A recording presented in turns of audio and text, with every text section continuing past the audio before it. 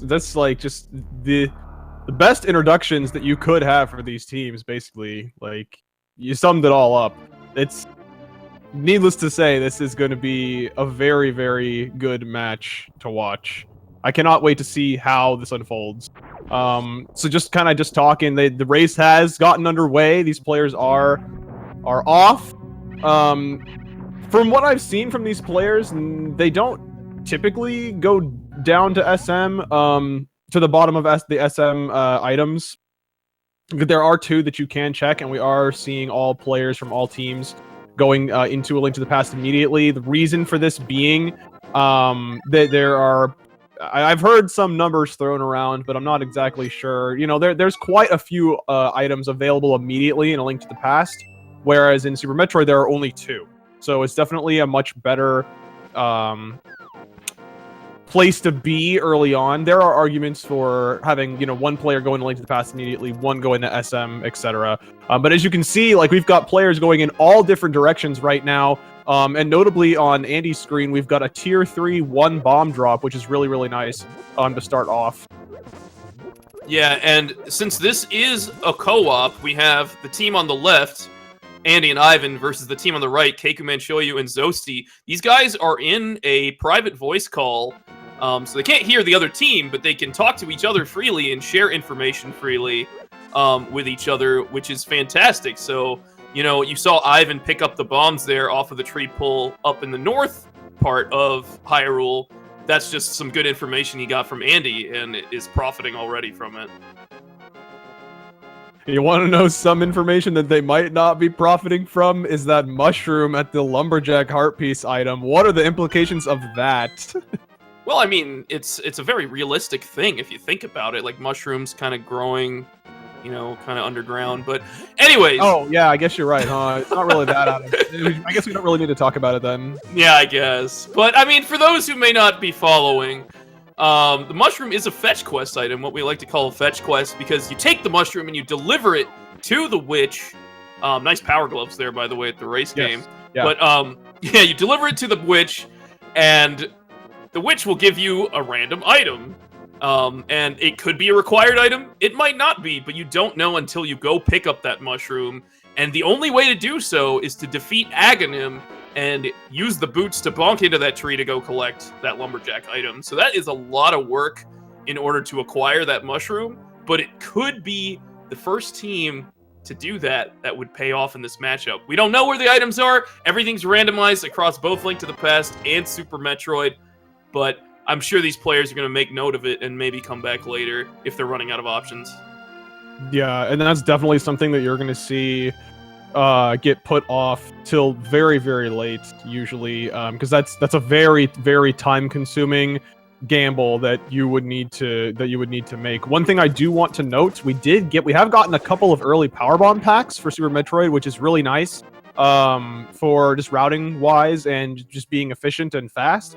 In addition to, I think it was the tier 1 tree pull was a 4 bomb drop, and we also have a fire rod in the well up on Andy's screen. So there's definitely a bunch of stuff coming at us right now. It looks like we know all the tree pulls. It looks like tier 2 was rupees, green rupees. So tiers 1 and 3 are going to be 4 bomb drops and 1 bomb drops respectively, which is really, really nice, especially that 4 bomb being tier 1. That's really, really easily accessible. So farming bombs is really not going to be an issue, especially trying to get like if they don't get weapons really early on, but they did get that fire rod, which is really nice. And so we saw Andy farming up a little bit back in the well a second time there to get some money to buy the bottle vendor, which is turns out to not be of much value. And just as a correction, that is actually the ice rod. Was it? Okay. Yeah, interestingly. And it looks like we have a pendant over in Eastern. We have a 5/6 crystal up in Hera and just a normal crystal over in the desert. So, we're definitely going to have some pendants in the Dark World. So that could make for potentially a fast seed or some pretty crazy trolls. Yeah, apparently I don't know colors, so thank you for that. But that's actually got some interesting thing. A common assumption that is made among randomizer Link to the Past randomizer players is when you find the ice rod early, you tend to assume that TR is, gonna just be a pendant, but something's gonna be required to try next, and you go down this slippery slope, and it makes for some good plays. I think we'll have to see. And so it looks like Team Farts is now discovering their glove on the race game. I don't think that we've seen Snappy's Hawaiian Host use their glove yet to get any items, so we don't actually know if there's anything locked behind those yet. I do want to mention, though, that we have gotten a good range of Super Metroid ammo and other non-major items so far. I've seen a couple of power bomb packs, and I know at least one super and one missile pack. So the power bombs being the most notable. Really, especially in the early game, like you get one of missiles and supers, and you're good to go. The power bombs are really what you want at the bare minimum too of which it looks like they already have gotten. So as soon as they get morph, we're probably going to be seeing a team head on into Super Metroid. And I do want to note they haven't actually got a lot of money. I mean, but they do know some of the pull prizes are bombs. We did see 4 bombs and single bombs. But we got Keku with some great game knowledge jumping into this bomb hut in Kakariko, grabbing some bombs out of the hut. Managed to fill up on magic as well. Got a nice magic drop from those rats, so that's pretty cool. We also have Ivan coming in here to the back of Escape, finding the Pegasus boots immediately. That is huge. That will open up the bonk rocks, and we'll just help them get around the map very quickly. Yeah, the boots are, or any movement item, honestly, in either game are really underrated. I feel a lot of times in one team gaining time over another. The faster that you are finding those items and getting both teammates to get those items, just the more time you're going to make up on your opponents. But that looks like that's not really going to be the case in this race, as we've got Keku going in the back of Escape immediately, finding those boots as well. So it's going to be pretty equal on that front. We did just unlock the hammer with those boots over in the bonk rocks. Ooh. So Ivan has 2 pieces of the puzzle for Dark World access right now. He's got the hammer and the gloves. Gotta get a Moon Pearl, though, in order to get to the Dark World. But still an amazing weapon. And there's a Spazer from the uncle that we haven't. I'm not sure if we had a team head in that way yet. I thought Andy might have been off in that direction, but yeah, it's nice to see that both teams grabbing those beams. Absolutely. Definitely not a bad pickup. For early on in SM, because, you never know if you're going to find plasma or not. So, getting any kind of extra damage is definitely helpful. And so as you can see, Ivan immediately communicating that hammer location to Andy. So now both members of Team Farts are in possession of the boots and the hammer. That's going to be making them go real quick. That hammer's really nice, just as a weapon early on in A Link to the Past. To be killing these enemies. Ivan actually taking a death there. Not the worst thing, but it is definitely inconvenient, as we see Andy heading on down to the mini Moldorm cave. A pretty good place to check 5 items here. Yeah, we got Keku right on his tail right now, so these players making very similar decisions, but I will say that Ivan jumping into Hyrule Castle to search this area versus zoasty heading over to the Eastern Palace, the Sahasrahla area, that's going to be a bit of a divergence here. And that's going to be really interesting to see. Both of these areas that they're going into have the same amount of items as far as the hut and the castle go. But the hut is the items are much more dense. But then also there's the decision to head on into Eastern immediately afterward, which is a pendant. But typically, you're going to see players go in there anyway because it's so early. You can basically full clear the whole thing, sans the boss if you don't have the bow. But there's an additional 3 items in there, so it's basically a 6-item play early on without the bow, potentially. So it's a pretty good play there to make. Yeah, it looks like Mini Moldorm was dry, but it looks like Ivan has picked up the flute over in Hyrule Castle, so that play already paying off. Bunch of ammo there behind Sahasrahla. We're getting an Ice Rod Cave check from ALG Andy, grabbing some roops.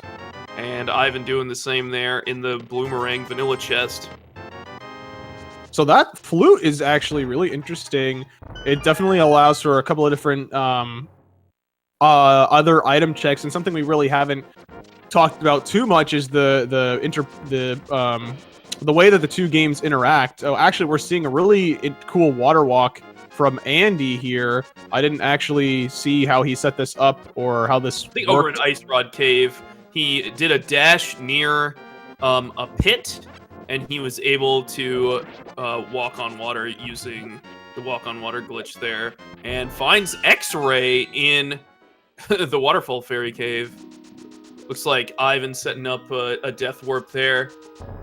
Did not find anything else interesting, but he is going to go towards this dark room in the sewers of Escape to search for one more item. This can be a little tricky with just the hammer, but we'll see how he handles it. One thing I found interesting about Andy's decision here is he did not go and check the Zora Ledge item. Now, I mean, there's obviously a reason for this, because he doesn't have the money, and heading up there is a little bit of a time commitment. You would want to go up there if you had the money to pay for Zora. That would ruin his walk-on water glitch as well, so he wouldn't have been able to go back to the hobo.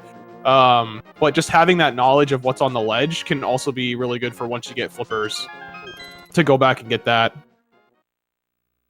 But keep a close watch here on Ivan's screen, going towards that dark item in there. We do know that it is an item because they've been in the back of Sahasrahla. They got the back of Escape, excuse me.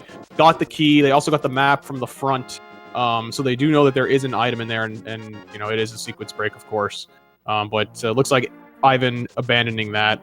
Zoast also showcasing a dark room as well in Eastern, heading towards that vanilla big key. You're seeing these players actually, both Ivan and Zoast, using different methods for determining their location. Without a sword, the dark rooms can be kind of tricky because you don't have like a constant, you know, like the sword sparkles to see yourself. So what you can do is you saw both of them, you know, using their hammer, dropping bombs, using the dash dust. You know, players get really creative with how to find themselves in the dark. Zoast needing to farm up some health here in order to do this damage boost. Only finds the compass. I think we found the map, so there is an item at Armos as well, but still out of logic as we do not have the bow, and certainly out of logic because we do not have the lamp, which is certainly something you're going to see these players elect to ignore most of the time. Sequence breaking is definitely something that we'll see from them. But Snappy's Hawaiian host, Keku, did find the hammer up in the Bonk Rock, so communicating that to Zoasty, he's going to grab the hammer there. Keku checking the desert ledge, finding some power bombs, and going to be heading up to Agonist Cave, so we'll see if this pays off, although Ivan has activated the flute and already is heading there as well. So I'd give a little nudge to Team Farts here, Andy and Ivan, since they have that flute, but it's pretty early. It's really looking like Super Metroid's going to have that progression. It's either going to be that or Zora, which is in logic. So it looks like Agana's bad. We do have Zoast heading on into Super Metroid, so there's two items here that they can check.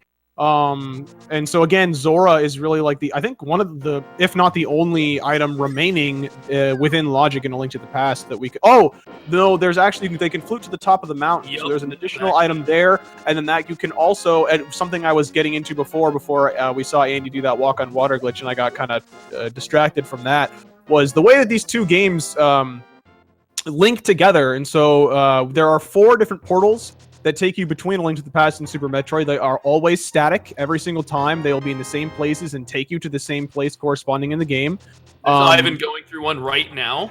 Yeah, Ivan's going through one on Death Mountain, takes you into the business center, as we call it in Super Metroid, one of the main area in Norfair. There's that first one in blue, or in Criteria in Super Metroid, that takes you into that fortune teller's house, south of Link's house. There's south east, excuse me, of Link's house.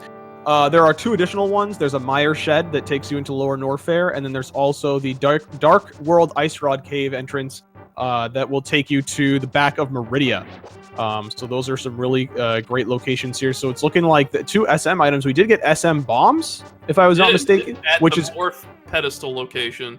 Which is great. I mean, obviously it's not progression now, but that's very, very helpful when you're going through SM later on. Looks like Snappy Hawaiian Host finally getting their flute now, so they're definitely Keku's definitely going to be communicating that to Zoast. They're going to take that. I am very highly expecting for there to be something underneath Spectacle Rock at this point. There has to be. Is there anything else available? Zora is the only other thing? Oh man, that's brutal. That'd be a pretty awful thing. You'd have to they have to farm a lot of money to get there. So we're about to see on Ivan's screen power. Oh baby. Nice to have all those that no. ammo, but oh man. And we are gonna have to start farming, folks.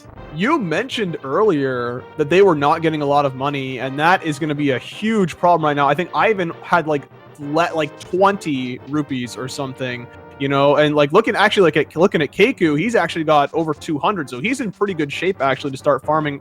But this is just with our omniscience, knowing all of the item locations remaining.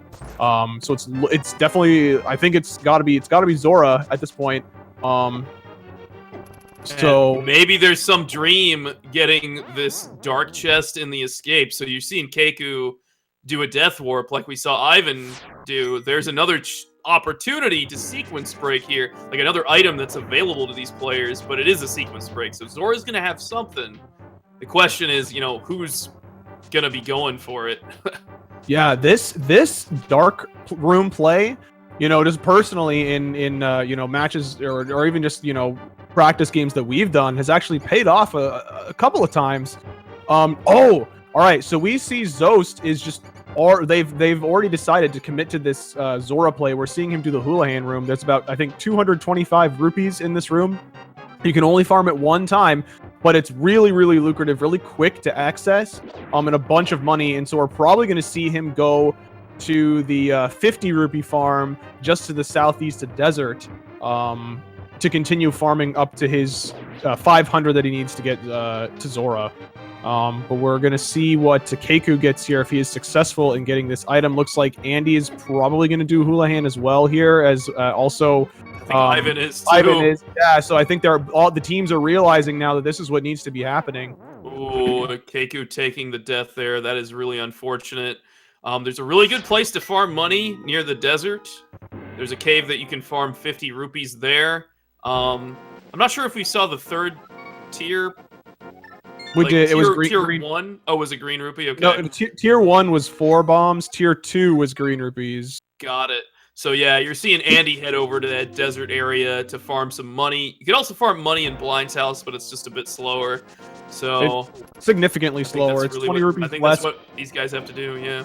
Yeah, this desert farm after like your Houlihan is gonna be. I'm pretty at this point. It's gonna be your fastest farming.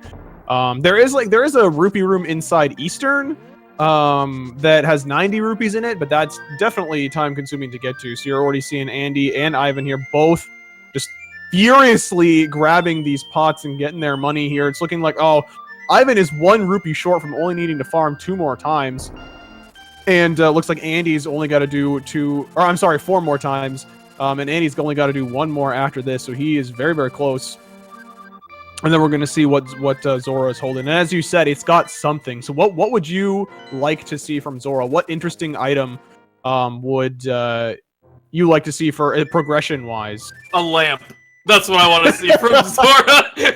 That would be my top pick. Just to send him back to Old Man, which we're seeing Keku do right now, or the Sewer's Chest. What about you? Would you believe me if I said you took mine? No, I'm sorry. You didn't. I think Morph could be a cool one too, because then we could jump into Super Metroid and start clearing some stuff there. Yeah. I think that a really cool progression item would be, well, let me think here. With what they have. I mean, what I kind of want to see, I'll just tell you what I would like to see is, like Varia, and then some other item to get them into Norfair without Morph. So that then Morph, be somewhere in Norfair. I think that would be an interesting thing. So we've got Andy, he is almost there. As well as Ivan is just hot on his tail. Never mind, got sniped by that crab. That feels bad. But moment of truth here, and you're seeing Keku and zoasty, resist the Zora play, but it is the Moon Pearl, which does give us access to the Dark World. We can get to Hype Cave, we can get to Village of Outcasts. This is huge.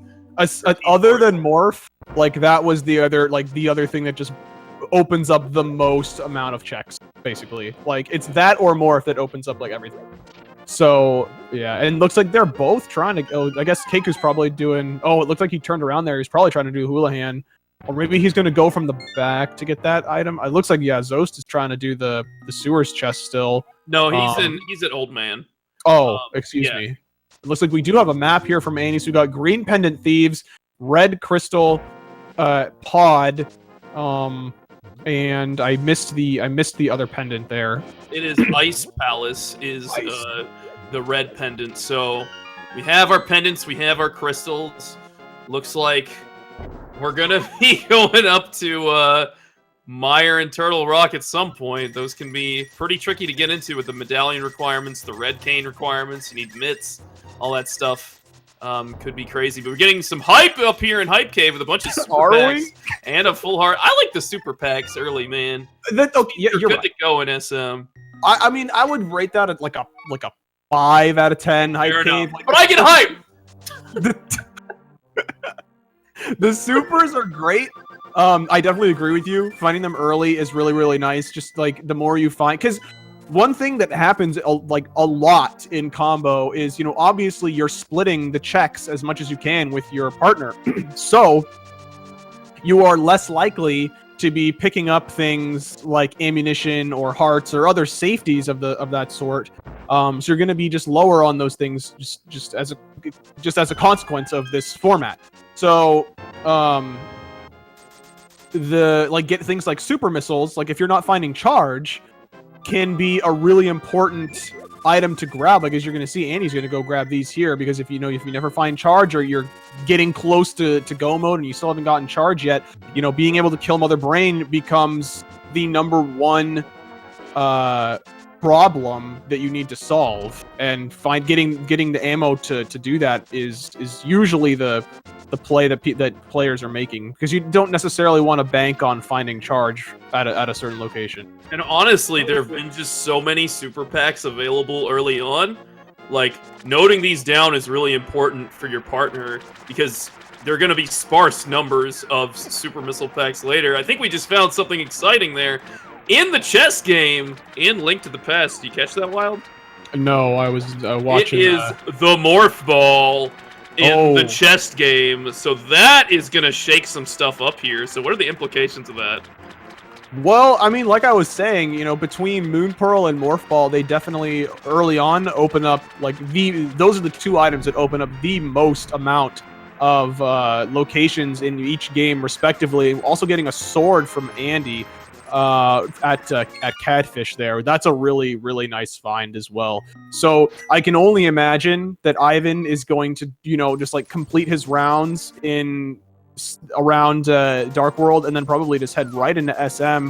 And we'll likely see Andy, make his way and grab that morph at some point. But he's probably, especially with that sword though, now we're probably going to be seeing him stick in A Link to the Past a little bit longer, because it makes some dungeons completable, like Skull Woods, but also makes other dungeons a lot more accessible and easier, like Thieves Town. We do know that's a green pendant, however, so that might be a little bit less likely that these players are going to want to do that. So also, I think of note, we still haven't seen that dark chest in the cross room in the escape, and I think it looks like Andy is going to be doing that. With a few hearts here, and with that sword though, that's definitely going to make it a lot easier than when we saw some other players trying to go for that. It is a lot easier when you have a sword to guide you through those dark rooms. So we'll hopefully see that soon. And then we got, Snappy's Hawaiian hosts finally finding that Moon Pearl. They kind of put off the farm there, but they finally get the payoff. So that's good. It is of note that because we spent so much money on Zora, Ivan did go right by the digging game. So that is something that he's going to have to think about later. It's fortunate that he was able to pay for the chess game even. And get that morph ball. So, like, money could be a deciding factor here. I mean, there are other things that you need money for, like pod, like the big bomb. So, exactly.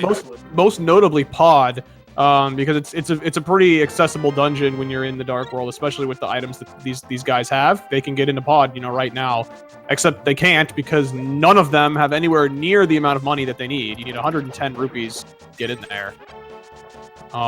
So we do see Ivan is in Super Metroid right now, going through the gauntlet here.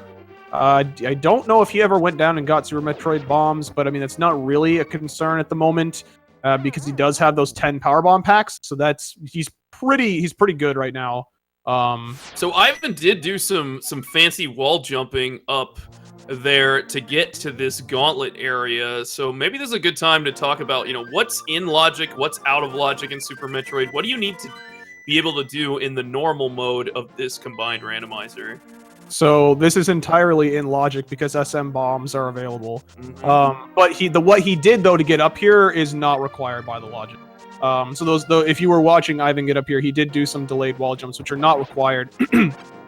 But for normal mode, there are two difficulties. There's a normal mode and a hard mode. The only changes that are made there are in the Super Metroid logic.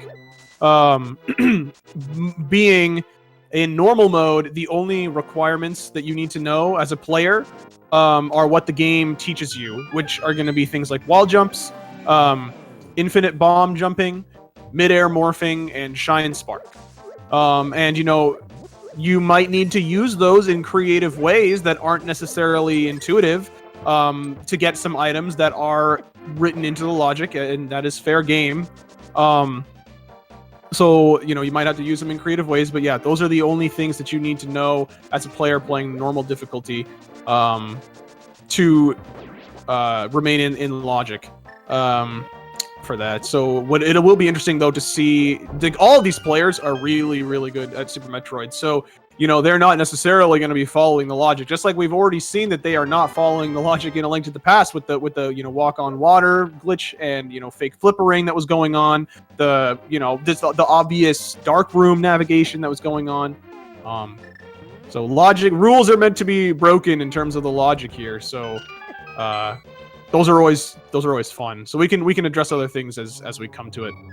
It is of big note that Keku does not have 30 rupees, which is required to play the chess game, and both Keku and zoasty are desperately looking for some cash. You could see Keku like lifting up bushes and trying to get there. zoasty pulling on that statue for some bombs. Really clever knowledge there, but they are poor right now, and they are missing out on Morph Ball, which I think is an item that they both really want to find early. I think they've communicated that in the past before, because they just have such excellent skills at Super Metroid. You will definitely see once they get into SM, you're going to see where they're definitely where they shine for sure. Excuse me. They're not doing bad right now. We've got Andy and Keku both in Thieves Town simultaneously. This is a pendant dungeon. Andy does have a sword advantage here on Keku, and a little bit more health, about the same. Yeah, actually the same. Yeah. But that being said about Keku not being able to get Morph Ball, like it's not really hurting them too much right now because there's still so much to, like we said, like Moon Pearl opens up a ton in the Dark World, and like both of these players on Team Snappy's Hawaiian hosts are making progress, and getting item checks done, finding the sword at Catfish and getting through Thieves Town. So it's not. The fact that they had to pass it up right now isn't immediately hurting them, but that remains to be seen. Absolutely. Oh, nice God Pixel from Keku, unfortunately getting hit by the Patrick Star, just being in a bad position. Yeah, and then again, where that sword can come into play is, sometimes that sword can help you dash through those enemies without taking damage, but you're just going to see Andy be able to clear this a lot faster. But fortunately, they both do have the hammer. Hammer will help a lot in this circumstance because there could be an item in the big chest of Thieves Town, which is hammer locked. Of note, we did see Ivan pick up a bottle there, so we can now check the sick kid, and it was a blue bottle, which is a really nice safety as well. And an ether medallion. And so we know, and that's really good, because we know both medallion-locked dungeons are required. So, the chances of needing medallions are 100%. So, not that the ether being one of them necessarily is not, by guaranteed by any means. But getting them, it just gives these players a little bit of peace of mind, especially before they know, what the requirements are. Because that can definitely factor into routing, is getting yourself to those locations where the medallion locked dungeons are, even if you can't clear them at that moment, just getting there and having that knowledge to know whether or not, you might be in go mode if the only thing you need is maybe a medallion or something, or just, to know, like, if you need to continue looking for items or not. It's pretty important knowledge to have, I would say.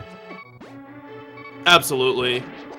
Got Keku in a pretty dangerous position right now. He's trying to survive while Andy's about to fight blind here.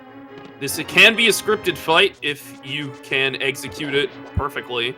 And so we're likely to see that here from Andy. He's on script. He's doing well. He hasn't taken any damage. He's doing a really good job. And that was an excellent fight, yeah. And I do want to mention that Keku got bailed out by a frame rule. That one of those, whatever those things are that those horses shoot at you, just went straight through him. And I believe they do 2 hearts of damage with green mail, so he would have died. Or maybe they only do 1, and the getting hit by them takes 2. I can't remember exactly, but another bottle in Pink Brinstar for Ivan. So far, only having the bottle, which is, unlocks 1 item as a fetch quest in Link to the Past, an Ether Medallion, which again might not even necessarily be required. So far, nothing in Super Metroid of any value yet. There's still quite a few items that can be checked here. Keku also. Yeah, Keku. They picked up the blue cane. I saw. Where was it? Sea House maybe? I think somewhere. I believe it was the blue cane. Sounds about right. And Keku using it to its utmost effect here, turning it off during these stages where blind is not vulnerable. Okay. Well, nice recovery there, saving his magic. That's why he turned it off between those in between rounds. So I'm curious to see when that green pendant is going to get checked by either Andy or Keku. I can't imagine it being anytime that soon, because it's a little bit out of the way. Probably when they get mirror, if they end up going to pod at that point, is likely when that's going to happen. So we're going to see a really interesting sequence break here from Ivan. He's going to do a blue gate glitch, and that should have been it. That last one there. Yeah, there you go. He got it. So he got that missile to go through the gate and open it up from the backside, getting himself the blue boomerang.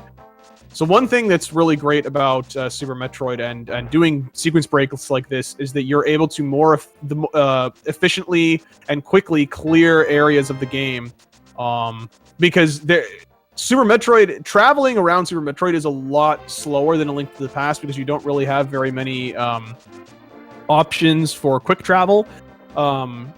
You have a little bit more because you can go into A Link to the Past and then quick travel in SM that way. But for items like, that blue Brinstar Gate, or the one that Ivan had to pass up because he didn't have speed booster here, the waterway item, it's really a backtrack and takes quite some time to go back there once you get speed booster. So that's another item that you'll see players leave until, much later on, when they're, frantically looking for like 1 or 2 items that remain before go mode. So Keku did find that morph in the chest game after completing Thieves, and has relayed that to zoasty. So zoasty does now have the morph. More than likely going to be heading into Super Metroid soon, since that seems to be where a lot of items are. But we're going to also get a green pendant check here, I believe, from kekumanshoyu. So keep your eyes on his screen here, because we'll see if that Thieves Town is required. And one thing I want to point out that's like super unfortunate for Ivan. He could get like bailed out super hard right now if he finds a power bomb pack, or he gets a miraculous really low drop from a scree. Is that a sword? That was a sword from the Hasrla. That is really nice. So they're at 2 swords now. Snappy's Hawaiian Host. That's really good. They are, but the work involved to get that, you might actually see, one player get that and the other player not, and maybe try to look for another sword, because you have to beat a whole dungeon to get that. Exactly, and I don't think there was anything else in Thieves for them other than like a full heart. The blue cane was actually in the front of Thieves, so was it, that's where it was. Okay, that's where it was. Yeah, so that would be the only kind of safety, or that could be required to get through Spike Cave or something like that if they don't have enough health. But we do know where a couple bottles are. Ooh, hook shot. Talk about that. Tell us what that's doing right now.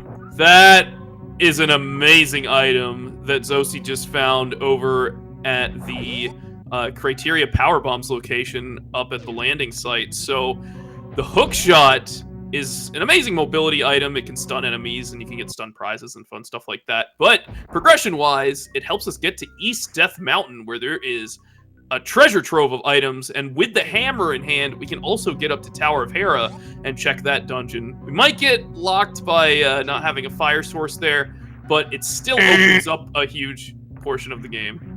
Wrong. Ivan grabbed the lamp. He sure did. And so you know what? Did. The mushroom is available. Oh, the dream. But yeah, so you are right though. Like without that lamp, they might have gotten fire source locked in Hera if the big key or something ended, or a progression item even ended up being in the basement. But I do want to note that Ivan unfortunately did get bailed out. He was able to check a couple more items with those bombs, which did get them the lamp. But he ran out of power bombs before being able to check the Billy Mays room and Criteria super missiles. Interestingly, we're going to be seeing a Spike Cave, yeah.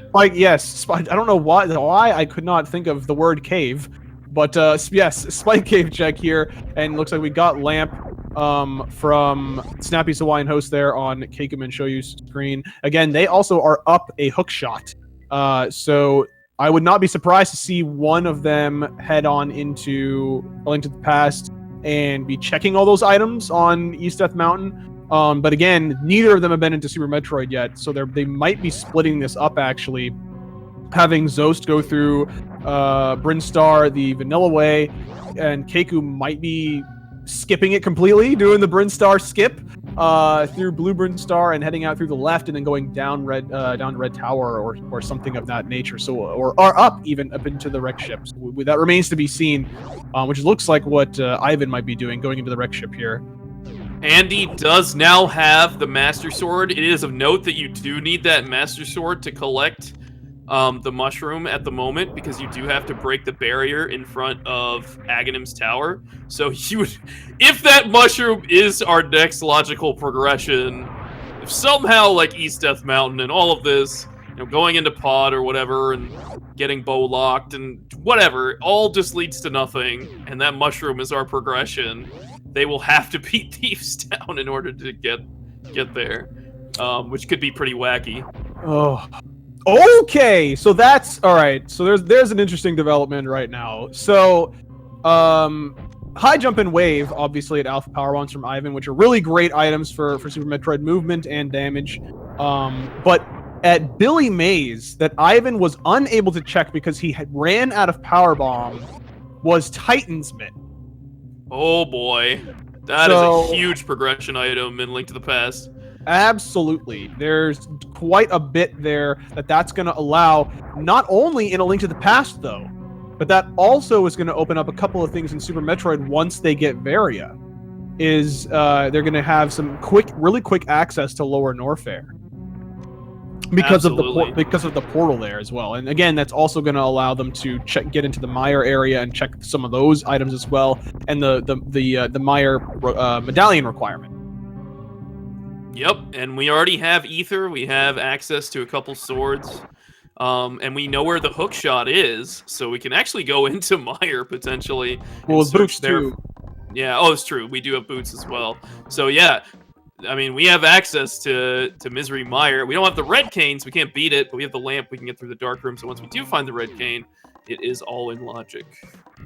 But who knows what that medallion requirement is? And with mitts in hand, that's going to make that Death Mountain trip also that much better. We can access Super Bunny and Hookshot Cave. We can check the Turtle Rock medallion requirements. So, man, this could go pretty quick. But we do still need some other important items. Swamp Palace is required, so we do need mirror and flippers. We need the red cane, fire rod, bow. Still a lot of stuff on the table. We need some suits in Super Metroid. Got a ways to go. Okay, so I really like what's going on Team Fart's side here. I think having that lamp there was really good for them routing wise, because if the lamp wasn't there, I don't know how quickly they would have somebody have come back to go check Billy Mays. But because the lamp is there, Andy is going back to get it, and he's going down to check Billy Mays, and they are going to find their Titan's mitts there. So that's really good for them. That's going to keep them on pace here with Keku and Zoast, who I think have kind of pulled themselves back a little bit from that late Moon Pearl acquisition, because they are up a hookshot right now. I do not think that either Ivan or Andy have gone into Criteria power bombs yet. Nope, they sure haven't. And so, maybe we'll see Andy after this head towards the wrecked ship, but leaving that Criteria power bombs location behind can be really easy. It's kind of even though it's right at the ship, it's kind of an out-of-the-way location once you've checked all the stuff around it. Right. Pretty isolated. Right.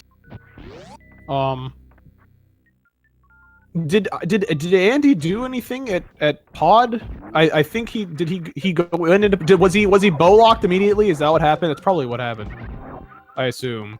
Because I know he went in, but I missed it. Because he does not have a bottle or anything. Ivan was the one with the bottle, so he wasn't able to progress. Do you want to talk about why a bottle would help? Yeah, there is a bottle glitch you can perform in Pod to get through the bow-locked side, and you can basically trick the camera into thinking you defeated the mimics that do require the bow to kill. And that is a minor glitch you can perform. And so, since they have found a couple bottles, that is available to them. Again, not within the logic, but still something they can do nonetheless. Good on Ivan to be checking this high jump area, this back of high jump area after coming in here already. It's definitely good to make sure you retrace your steps here. And that E-tank that he found is very, very well timed. Why is that? We might see some hell runs, not in logic for normal mode, but hell runs are what a player will do in Norfair by traversing a heated room without protection from heat. So there's some pretty easy ones like we are going to see Ivan do right now, going to ice, and we are going to see Andy actually also check the Criteria Super Missile location right now. And I can only assume, I hope, I guess, that he's going to be going to the Criteria Power Bombs location and get that hook shot. But we are seeing, so Ivan, as he is in these rooms with heat with no protection, you can see his health ticking down over time. But that E-tank refilled his health, so that was really convenient for him to be able to do these really, really easy, really, really quickly. This hell run to ice and the item below ice does not take very much health away. Maybe like 200, 300 energy maximum if you're a little bit sloppy or just taking damage from enemies unnecessarily. And he's got 6 plus a reserve, so he's more than fine to do these, which is really great to get these checks out of the way, and it could really pay off. It definitely could. One kind of sad side of, Team Fart's finding... Ooh! Finding... Oh my god, a gravity suit. Gravity? Oh baby, that does not protect from heat pointedly, but is an amazing item that can enable them access to Meridia. But yeah, Ivan still has not got his mitts. Since he missed that earlier, he's gonna have to go back and grab those. But maybe that gravity suit will lead him straight on into Meridia. That can create a nice routing option for him. You could say he mitts the mitts. He sure did.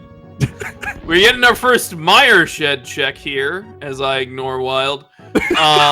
And just a couple pieces of heart. And it looks like Keku is not going straight to the wrecked ship. Interesting. I mean, he might not be comfortable with doing the CWJ, or maybe he's just going... play from Andy, though. Sorry to interrupt, but... No, it's okay. No, this is good. It's a good play. Into lower Norfair right now and finds another shield and is jumping into the Golden Chorizo fight. So what's he doing here? Okay, so there is 2 items that you can check in here, and that's what he's doing. I think this is a really great play. You know, this is he's expecting to die here. There's no intention of actually leaving, but checking these items is really, really good. Knowing that they have bombs means now that they know they don't need to go into Golden Chorizo's room and kill him to actually go up through the room with screw attack in it to progress through lower Norfair there. So they know they don't need to go in there and kill him and waste a bunch of time, you know, with a bunch of charge shots if they find charge, or use a bunch of their ammo, their supers, and then have to re-farm them all later. So that was a really good check by Andy there. Of course, you know, again, out of logic. And now we're seeing Andy actually go up to the Criteria power bombs to get the hook shot. We see Zos do a really great bomb jump to get across the moat. He's now going into the wrecked ship here, as Ivan is doing an entirely out of logic check in Meridia, finding Plasma. Oh, baby. Plasma Beam, pretty much the most powerful beam in the game, especially when combined with charge. Well worth item, but he has to be careful. Mama Turtle here is unhappy. You bothered her kids, and she's gonna own you. Yeah, I mean, she's not gonna stop. She only lands after she... If you reset the room, she'll stop. She'll stop, but like he needs to either just jump on her or, you know, just start another bomb jump or something. But she's gonna do 50 damage, which is pretty sizable to Ivan right now. At only being at 121. Her by standing on her kids to get this bomb jump going. Like, that's how you just getting more and more mad. Yeah. She's enraged, and she receives a damage multiplier because of that. Speaking of enrage, yeah, Zoasty coming up to this Fantoon fight here, and if you shoot a super a little too early, you may enrage Fantoons. You don't want to see any of that. This could be a really quick fight. Zoasty knows how to use a Doppler technique in order to take this guy out. What's the Doppler technique? So essentially what you're going to see Zos do is fire missiles at Fantoon with a decreasing amount of time between each missile connection to Fantoon, and what that does is prevents him from disappearing off screen. So you could, in theory, kill him in one round by doppling or Dopplering enough missiles into him at once. You know, doing it one round is fairly, and by fairly I mean extremely difficult to do in real time. But you did see him get a 2-round, which is, you know, basically the best that you're gonna see from a player of Zos caliber. Is, you know, very, very consistent at getting 2-round, which is really, really fast. So making that look very easy, and going to continue to clear this area of the wrecked ship. Now, meanwhile, I also want before I hand it back over to you. Sorry, there's one other thing I want to say. Is that this traversal into the wrecked ship is also out of logic. So right now, Meridia that Ivan is doing and the wrecked ship that Zos is doing are both entirely out of logic. So there is something else somewhere. There's, you know, Varia for Ivan's play to be in logic somewhere, which could be locked by other things. And then there's, you know, a number of things: space jump, speed booster, gravity, I think, would get you into the actually no, I don't think so. It'd just be speed or grapple, speed, or space will get you into the wrecked ship. So Anyway, that's what were you going to mention? I was gonna say, Andy has made his way up Death Mountain after finding the hook shot. Decided, no, sir, I do not want to go to the wreck ship. I'm gonna jump in a Link to the Past and get this treasure trove of items here. Nice mirror there in the watering hole for Ivan. And that very important item. That feels kind of bad for Andy. You were talking about with the mitts being able to do all of Death Mountain. Why is the mirror important for that? Well, it's really important so that you can kind of do Light World and Dark World, because I mean, Andy did find the red cane up in Paradox Cave, but he could have routed that in with some of the Dark World stuff as well. But this is fine. I mean, he's still able to do everything he wants to do, and can get up to Hera like he's doing right now. Has the lamp to be able to do this basement play. So, I mean, it's all good. Yeah. It's just it's especially with the mirror being out of logic right now. Like floating island was not worth it, so that could have been the real thing that would have been most annoying about the mirror. Ooh, it's another sword.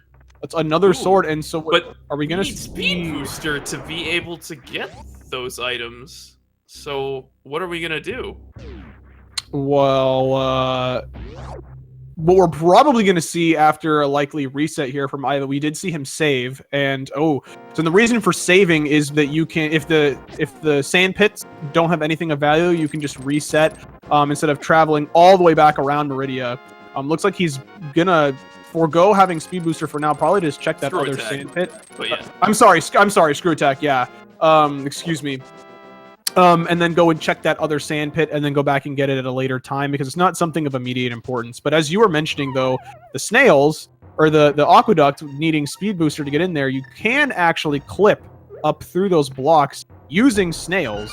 And we're likely going to see that happen from Ivan once he continues through, or he's actually not going to continue through Meridia. So we're probably going to see it before he goes down the sand pits to leave Meridia, because he can't actually continue through Meridia right now, lacking ice or speed booster. But yeah, so there is a way that you can clip through those snails and get up into those items and collect that sword and other mist. Wow! What? Another sword! And the fire rod! What is happening? Oh, it is! Dude! Oh my god, that's so good! This sequence break has paid off so much! Wow, there is so much value here. 2 swords and the fire rod. That means Ivan is not going to need to go into Thieves at all to get that sword now with Tempered. That's a really big. That's the advantage, the sword advantage that you need. Gold sword not providing nearly as much of a increase in speed as far as weapons are concerned as Tempered does over Master. So that's really huge, and plus that fire rod, of course, is going to unlock the ability to clear another dungeon, another 2 dungeons, actually. Excuse me, both ice, which is a pendant, but also Skull Woods, which is a crystal. Yeah, definitely. Now I'm really interested to see what the medallion requirement is for Turtle Rock, because now we know where Red Cane, Fire Rod, Ice Rod, and Mitts are. You know, all these players don't necessarily have all these pieces of the puzzle, but if Ether is the medallion required for Turtle Rock, we can actually do a full clear on Turtle Rock, and we even know where the mirror is, so we can take care of that Mimic Cave while we're doing it. So, you know, this Meridia has been really stacked. I'm super interested to see where Various Suit will be based on that, and I think these players could try to narrow down the location of Varia as well. Because, you know, you found Mirror in Meridia. That means Swamp is off the table for Varia, because we found Gravity in Norfair in a heated room. So, like, they can use all this knowledge to their advantage. And what you're doing right now, following the logic break and narrowing down those locations, is a really good skill to have when doing these kind of combos. So, you know, obviously, like, you know, breaking the logic and breaking it open as much as, you know, this gravity play into Meridia has definitely pays off, and it's going to make everything so much more efficient, and likely you're going to end up finding, you know, Varia somewhere to put yourself back in logic immediately, and it's just going to be just really, really efficient. But in the event that, you know, maybe something didn't pay off, or you actually, more importantly, if it did pay off and you're starting to run out of locations because you haven't found, you know, Varia, for example, that puts you that stuff that you did back in logic, knowing what is eliminated by what you got through the sequence break, narrows down your options for going to find that item. If you're still missing it after a while. So it's a really good thing that you mentioned there. What I do want to note, though, is after getting the fire rod and the one sword, Ivan bailed on going back to the other sand pit to get screw attack, and also did not go back and get the other sword from the snail clip. So I'm not sure if he just doesn't know how to do the snail clip to the aqueduct, if he just thought that it's not a big deal right now to not have that sword and screw attack. It remains to be seen, but we've got a hookshot cave with a powder, a book, a Varia. There it is. That's so good, because now it makes everything that Ivan did just immediately more valuable, because it is no longer a sequence break, because it was in logic the entire time with what they had. So that was a really, really good find there. And that's basically at Super Metroid completely open, with the exception of just very few locations. So I can only imagine Ivan is going to get his mitts right now, and then he's going to go get his Varia and probably go right back into Super Metroid as Andy continues in A Link to the Past. And so we're seeing Keku doing that Death Mountain check and doing his Hera first. Then I think he's done the Light World already, and he's probably going to go back and do the Dark World after doing Hera.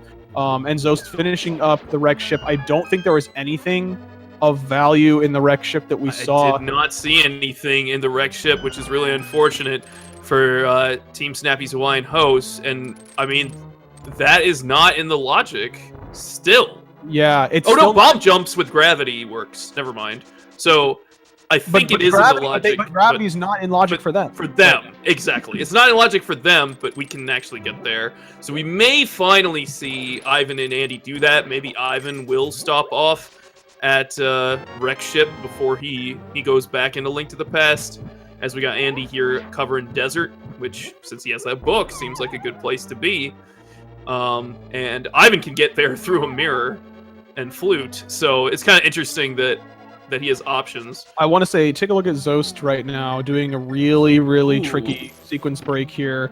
Does he have bombs? He's got bombs, yeah. So there are some damage boosts that you can do off of those waivers to get across to the X-ray room. You saw him actually also using a power bomb in the middle of his bomb jumps to kill some of those waivers, doing it again there so they don't knock him out of his bombs, because these spikes are doing 60 damage to him. So this is a really great check here. It's one item, it takes a while, so it's a little bit of a gamble.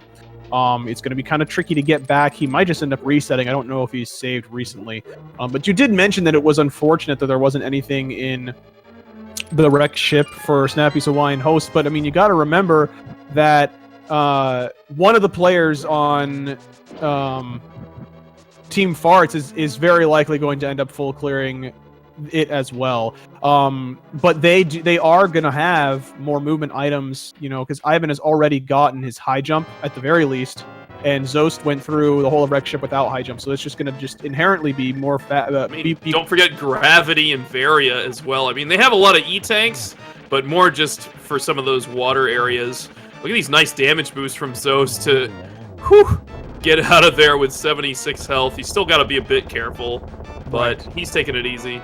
He is. I'm not really concerned. I am very confident in Zoast's Super Metroid abilities, so that was really great. Getting that check out of the way early is really, really good. So that was actually good on him for doing that for their team. Because that can be along with like Waterway, that can be another item that gets left behind because players might not be comfortable sequence breaking to that, or they just don't have the items that are make it available. So having that peace of mind that it's nothing can be really good early on. So we're gonna see a Landmo here from Andy. And then I don't know what he's going to do from there, but we've got Keku going into the Dark World now, Dark World Death Mountain. We're going to see, I think, well, I guess, we already know what both the requirements are now. We do. And neither of them. We don't have either of them. Either. So, oh man, that's going to make this interesting from a viewer standpoint here, I think. But Keku about to get, I like that Landmo item. I did not see what it was. It was Spring Ball. Oh! But Keku getting the treasure trove here up on Death Mountain and Hookshot Cave, so good finds there. Catching up on some of that progression. So, I mean, there is a good amount of upper Norfair and lower Norfair available right now.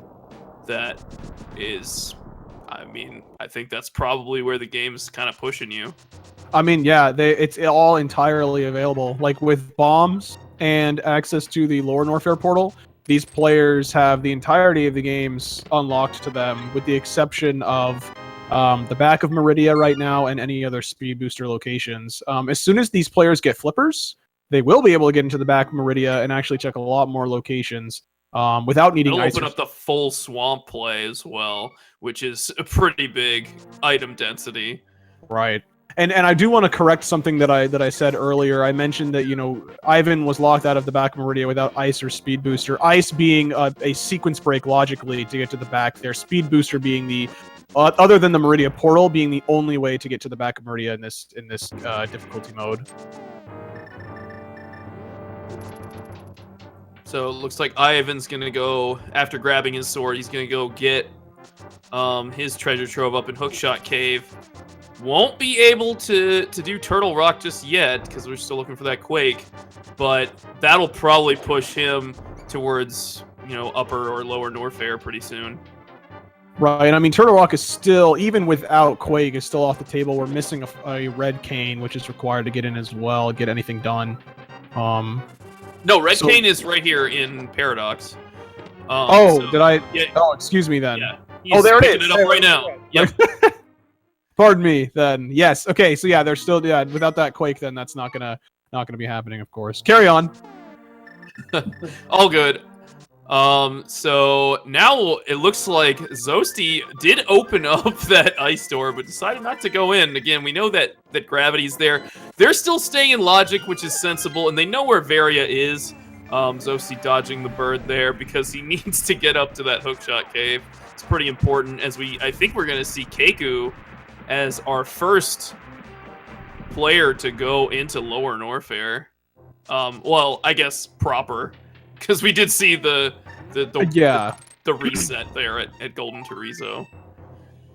One thing I do want to mention as a play that I would have made, being in kekumanshoyu Zoasty's situation here, with knowledge of where Varia is, you know, even if one player doesn't have Varia, that puts anything Varia locked into logic.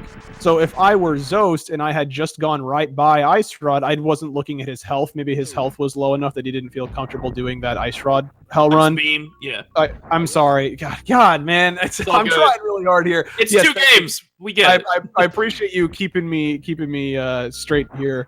But yeah, so I don't know what his health situation was. That maybe why he skipped the hell run there. But if I were in that situation, I would have done that hell run because we know technically it is in logic for your team, which again would have netted that gravity, which would have been a pretty big, big play there. But I guess knowing technically that the what he's doing now, getting Varia and then presumably going right back in and starting to do that stuff, is technically a better play because then you're not losing your health, and then you can continue into the rest of Norfair from there. So I think it both works. You know, like everybody has their own style and their own decision making to do. I think it's probably fine either way, but the question is, you know, will he make that play? Is that where he's going immediately? Exactly. And if so, then it's probably fine. If not, they're just missing out on gravity for that much longer, which is pretty unfortunate considering the amazing items we found in Meridia so far. Yeah, I do also want to say that the mirror has unlocked a number of entrances on the overworld as well. A lot of item location checks, like K45 or South of Haunted Grove. You know, people call them the same thing, but and then Graveyard Ledge, we got Checkerboard, we have Bombos Tablet. You know, there's some options there that are pretty out of the way and annoying to check, but those could be big payoffs potentially. Yeah, absolutely. And you mentioned they're out of the way, and it's mostly because a lot of the overworld by these teams has been done already. So that's why it becomes out of the way, is because you can't just tie it in with other checks because they've been done. I think the exception would be North Route. I don't think we've seen any players go to the North Route in the Dark World yet. Just Bumper Cave was checked, and it was not worth it. It was just 20 rupees. So I think that's the only thing that we haven't seen up in the North Route. I'm not sure if we've seen King's Tomb either, which these guys did grab the mitts, so that is available.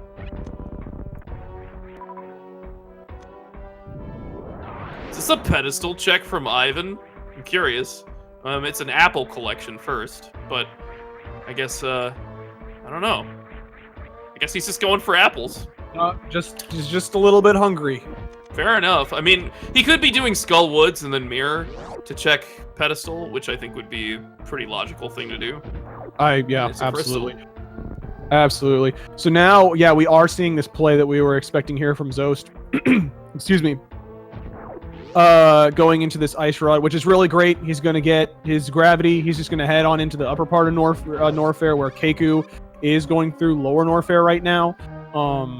So both of them are just going to be like knocking out all of Norfair. It's a pretty big area. And then we already found Charge Beam at Mickey Mouse from Kekumanshoyu, which is a pretty big item. That in that location too is huge, because it's right before Ridley, and these players would have needed to farm a whole bunch of ammo to kill him. You know, Keku's got three supers right now.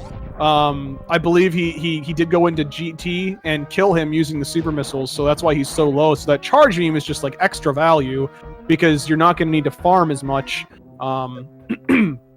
before Ridley. Excuse me, pardon my throat clearing here. But so looks like Andy's about to go grab that gravity as well.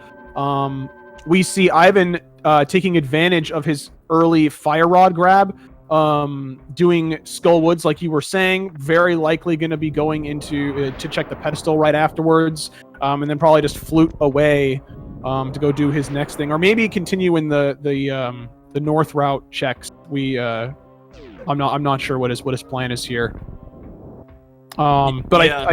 I do think this clear from lower Norfair and upper Norfair from Keku and Zoast is pretty good. It's a really large area, a lot of items here. Ridley's a boss you have to kill anyways. You have to come down here to fight Ridley, and there's yet another potion. That might be the last potion. I think that is all of them. The third one was up at the top of Criteria Supers, Criteria Supers. So that's that. And yeah, you're right. You know, it's something you got to come down and do anyway. The only other argument to both of them being here is that if you're going for like the most efficient routing, it would be, you know, whoever's in lower Norfair just goes into lower Norfair from the portal and then exits lower Norfair naturally, and then clears upper Norfair on their way out. But I mean, doing it the way that they're doing it too is also not a problem. There's just like they've got so much of both games still to be clearing right now. Dungeons and A Link to the Past mostly. Pedestal check hype, FYI. Let's see it. Rip. Oh, just an arrow upgrade. All right. So one thing I do want to mention here for Keku is things are moving kind of slowly. The enemies in lower Norfair do a lot of damage, and he doesn't have screw attack. That's what I was gonna say would have been great for the Team Farts combo, because it makes lower Norfair really quick because you can just screw attack through everything, and without gravity, these enemies are still doing, you know, a sizable amount of damage. As well as, you know, we said charge makes it great against Ridley, not needing to farm a bunch of supers, but with just wave and spacer, you're still not doing a lot of damage with charge beam. So you are going to need to farm a little bit, and farming these Zebos is not that quick, especially without grapple. It's just even slower. And what you're seeing is Keku trying to do a double kill at the same time. Unfortunately, these Zebos got a little bit desynced in their spawn. So what he should do is resync them by, you know, either jumping really high or, you know, going over a couple platforms to get them resynced and then get back to that. But he's getting really awful drops right now. So while he does that, well, he's getting some health, which is good. I mean, this is a pretty scary fight with just Various Suit. So I wouldn't be complaining too much about those health drops, but I think he definitely wants those supers more. Yeah, so we're seeing nice damage boost to get over to Norfair Reserve there from Andy.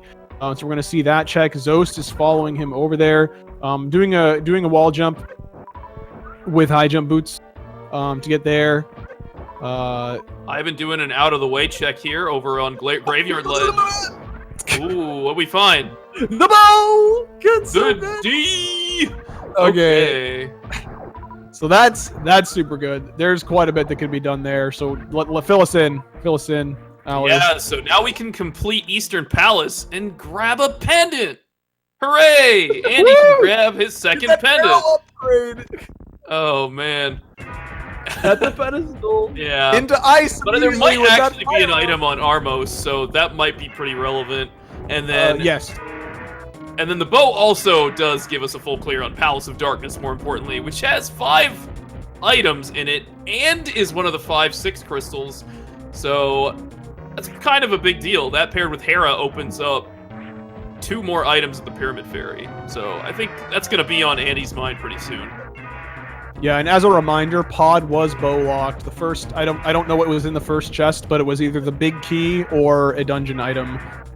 So it was not a small key, basically, is what I should say. So the progress in Pod was limited to the bow or a bottle glitch. Keku doing quite sizable amounts of damage to Ridley here. He's almost dead. Just pumped him full of amp supers and ammo. We're seeing Zoast do a croc clear right now, as well as Andy. Both of them got the bow around the same time, finishing up the rest of the Norfair checks, while we're seeing Keku cleaning up Ridley there really nicely, and Andy doing some more overworld checks here. Presumably he's going to do these dwarves, going to do the hammer pegs, and then check that powder that they got up on in the Hookshot Cave. And it looks like Lower Norfair has nothing other than charge and Mickey Mouse, which is really great to have, but it's like not something that you need to go out of your way to do when you got to come down here anyway, and like beating Dragon without charge is not right. Really we still have a little ways to go. I mean, we have the Firefly location, the Hotarubi missiles, the escape power bombs, Lower Norfair escape power bombs, and the Franker Z. So there's still a few more items here to check. We're kind of halfway through, but Keku's got to be really careful. These guys are doing tons of damage, and he needs to not take this damage, or he's gonna be in a pretty precarious position against some of these big key hunters coming up later. But anyways, looks like he's gonna farm up some of these metal pirates for health. I think that's not a bad plan. Yeah.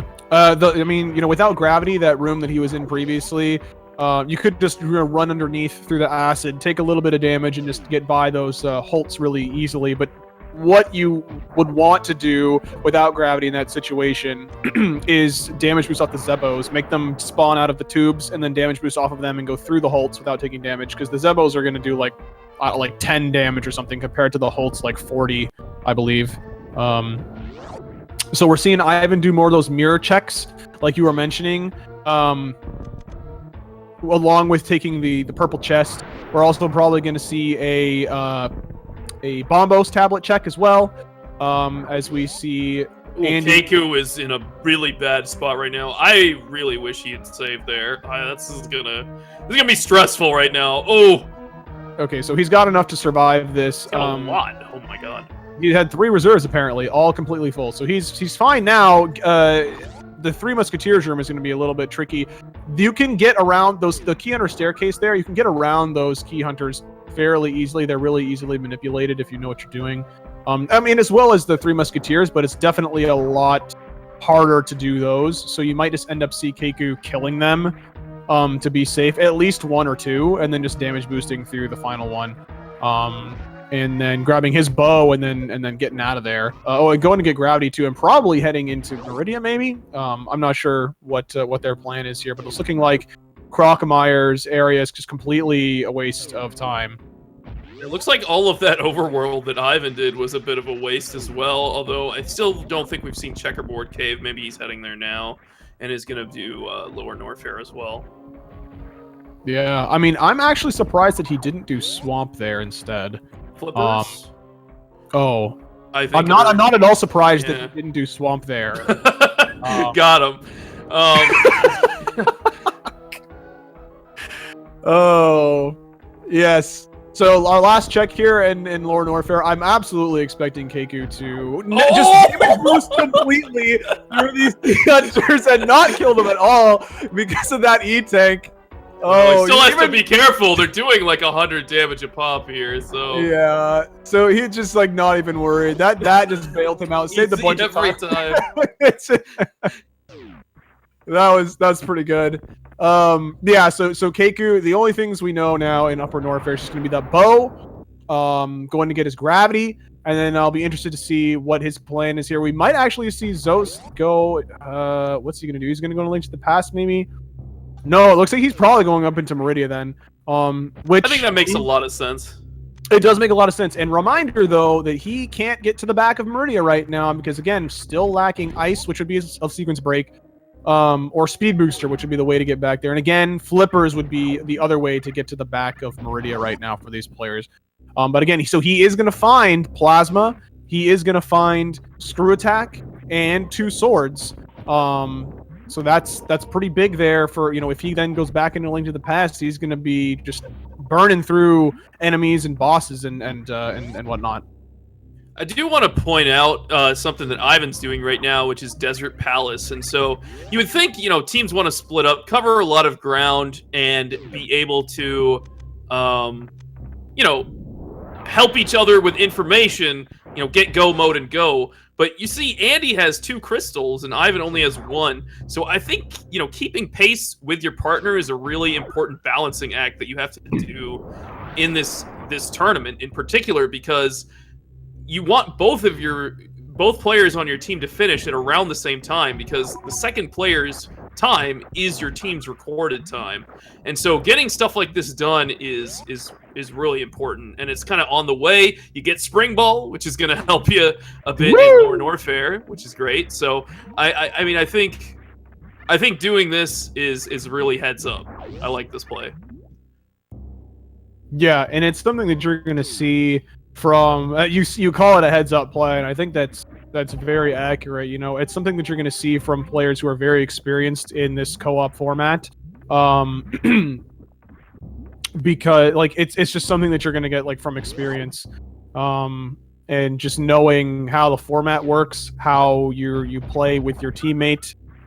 There's just a lot of things that make this for like. You might think, you know, just initially that, oh, it's co-op, like it's just inherently easier, which, you know, like on one hand it is, but on the other hand, it adds a lot more elements to it that make it more complicated, and there's a lot more other things to think about as well, which makes it a difficult format to play. And so, you know, you'll see these players. You're watching, you know, two some of the best teams that you've got, and you're being able to see how they route and how they plan through this is really a treat to see that. So take notes. Yeah, these guys are playing all the time, so make sure you're also checking them out on their own channels, because they're playing these combo randos, they're playing Link to the Past randos, they're speed running vanilla games as fast as possible. They do all sorts of stuff, and they're just awesome people. Definitely check them out. Absolutely. So Zoast went and got his plasma. He is currently at Watering Hole, finding that mirror now for their team. So that's going to now unlock those mirror locations that Team Farts, I believe, has checked all of now, except for... I'm kind of interested to see how he's going to approach this aqueduct as well. Yeah. There is a second item there that we haven't seen. Right, so all we know is there's a sword there, because you can only see one of the 2 items that are up there. So I'm really hoping that he snail clips, because I mean it's not, obviously that's not in logic, but once you learn it, it's fairly easy to do, and especially for a sword, when I believe he's only got, he's only got the 1 right now, so that's going to be huge. Yeah, he definitely is going to be doing this snail clip. So watch this here. There are 2 pixels that you want to turn and stop that snail on. It's way too high. Absolutely not going to work. He needs to stop that snail much lower, and that is not going to work either. needs to lower that snail a little bit, just a little bit. Like that should work, I think, if he just aims down and crouches and then jumps. There he goes. So there's that sword there, getting that master sword and a missile pack. So there's just going to be screw attack and an additional sword. If he wants to get them, he's got to do a lot of backtracking, unfortunately, going back through Meridia. So it'll be interesting to see which sandpit he's going to do first. I can only assume he's going to do the right first because it's just faster to get to it. See the screw attack, and then whether or not he wants to keep screw attack or not is up to him. I'm assuming probably not, and then he's just going to go through... Oh, actually seeing some really cool strats here from Ivan to hit those space parts at the same time as they jump across the room. Yeah, that was really insane. That was awesome. You can also get them both on one wall on top of each other and hit them at the same time with supers as well, like that. But that was a really cool method there we saw from him. So it looks like we are going to see a reset here from Zoast. I'm not surprised. Like, a player of his caliber, the only thing that screw attack is going to be helping him with is lower Norfair, and at this point, with his energy and with all the suits, like, it's just not at all a concern for him. So getting charged now for Team Farts as well, as we are seeing Keku going through Pod behind Andy in that regard. It looks like, I think Andy's completed Pod. I don't think there was anything in there. He's just going to go ahead and beat the boss, get one of those 5-6 crystals. There was Speed Booster in just Darkness. kidding. So that does open up really just one item in Super Metroid at this point. No. And what item is that? It opens up more. It does open up Waterway, but it also opens up all of the back of Meridia, which is an additional... Oh, good point. That does open up Meridia. Three more items. It's going to open up Space Jump item, the Missile Before Dragon, and also Plasma Beam. And Flippers can be there too, which is a crazy place for that to be. Exactly. But no, you are right. Yeah, so we checked Criteria Supers, which was locked by Speed. We also checked, Wreck Ship Reserve, which is locked by Speed. So you can see both of those items, and you don't need to go back to them. But the one that you cannot check that requires Speed Booster is Waterway, that we mentioned that these players had to go by early on in Pink Brinstar. So that is an item that's really, really awful to have to go back to without knowing what it is that you what it is that it is unlocked by Speed. So we might see some players go back to that. We might see them put it off, gamble that nothing's there. We'll just have to see. It remains to be seen here. Andy initiating his Helmosaur fight. And what is the other 5-6 crystal? Tower of Terra. Yeah. Terra. Yeah, so this is going to unlock the Fat Fairy for Andy. We might go see that real quick here from him afterwards. Yeah, great fight. 17 hammer hits to the dome. Finishes it off. And a map for his troubles, but he did get that Speed Booster, which will make, since he hasn't been back to Meridia, that's going to make his trip to Meridia that much more lucrative. So I imagine we'll be seeing Andy, maybe after Pyramid Fairy, we'll see Andy head over to Meridia, because I think that's a really solid play. Yeah, well, I mean, especially because, he wants that mirror as well, and plasma, and, the fire, all that stuff he still wants to get, and that's their access to the back of Meridia. So I absolutely agree with you. I think it's going to be Pyramid Fairy into Meridia. All right, Ivan's setting up on this Ridley fight. He's got a lot of super missiles, but we know he also does have that charge beam, importantly, so should be a pretty easy fight for Ivan here. He's doing really well.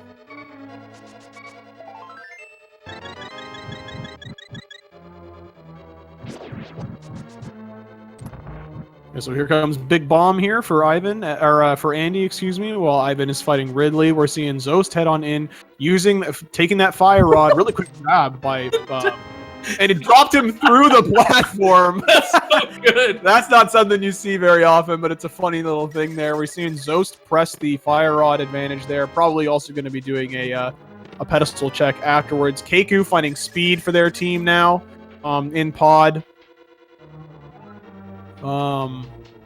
So right now it's just kind of a game of get to the back of Meridia because that's probably where progression is, kind of thing. Well, it's here at the Pyramid Fairy. mean, that can certainly be a place where stuff is. There's a mail. We haven't seen a mail upgrade for Link to the Past yet, so that's nice. And some cash. Where was that cash like an hour ago? Yeah, basically. Well, it was funny because, like, I think Gauntlet and Terminator had like 350 rupees, like after they got their morph. Yeah. Wow. Oh, that's always the worst, man. There's like 300 rupees and a couple hundreds and stuff. You know, all of them locked behind the progression of Moon Pearl. Yeah. Feels bad. Yeah, so Zoasty finally snagging his first crystal. That's probably gotta feel good. Finally making some good progress there. Again, trying to stay even with your partner is a very important aspect of what's happening here. So, looks like we're gonna get a pedestal check from Zoasty. We have seen this. Little arrow upgrade for your troubles. And here's that Meridia play from Andy. Again, this is probably the most lucrative play, and a bit of a silly chain to go down in order to get back here. So it could have a lot of payoff. You have to beat Dragon in order to win the game. You get to find Plasma before you go to Lower Norfair, so then you'll have Charge and Plasma and Wave. So that's a nice little X-Ray combo. Oh yeah. That's the cool combo right there. tell us about that. And also, I want you mentioned it's an interesting chain. Why don't you go go through that logical chain for us too? Oh man, so as we watch Ivan here not die. Yeah, please don't die, Ivan. This is a very big time loss if he dies. So but he's about to find that E-tank. Yep, so he's the dream. Bailed out immediately. Anyway, yeah, continue. Okay, so I don't even know where to start. I'm not gonna start from the beginning, but once we got Dark World access and got Mitts, we could go up to Hookshot Cave and get Varia, which led us into Norfair, where we could get Gravity and the Bow. Bow led us to Palace of Darkness, which gave us Speed Booster, which takes us back into Meridia, so that we can go to the back of Meridia and head to Dragon. So it's a lot of stuff to do, and you know, Mitts were over in Billy Maze. We had another glove upgrade over at the race game, and Hookshot was up at Criteria Power Bomb. So a lot of stuff to make all these things happen. It's a pretty big chain of events. Yeah, and I mean, like, if we find something, you know, at Dragon, which is basically guaranteed at this point, because I don't think there's very many other locations. Like, obviously, like you mentioned, other than Waterway, I'm pretty sure everything's been checked at this point. So, you know, one of those 3 items that killing Dragon is going to unlock, or I mean, I guess that getting Speed Booster unlocks is, you know, going to have something. What would you like to see? I mean, personally, I'd like to see Flippers back there, because then that means that the progression that you just finished summarizing, it was required, because Flippers would have been the only other way to get back there.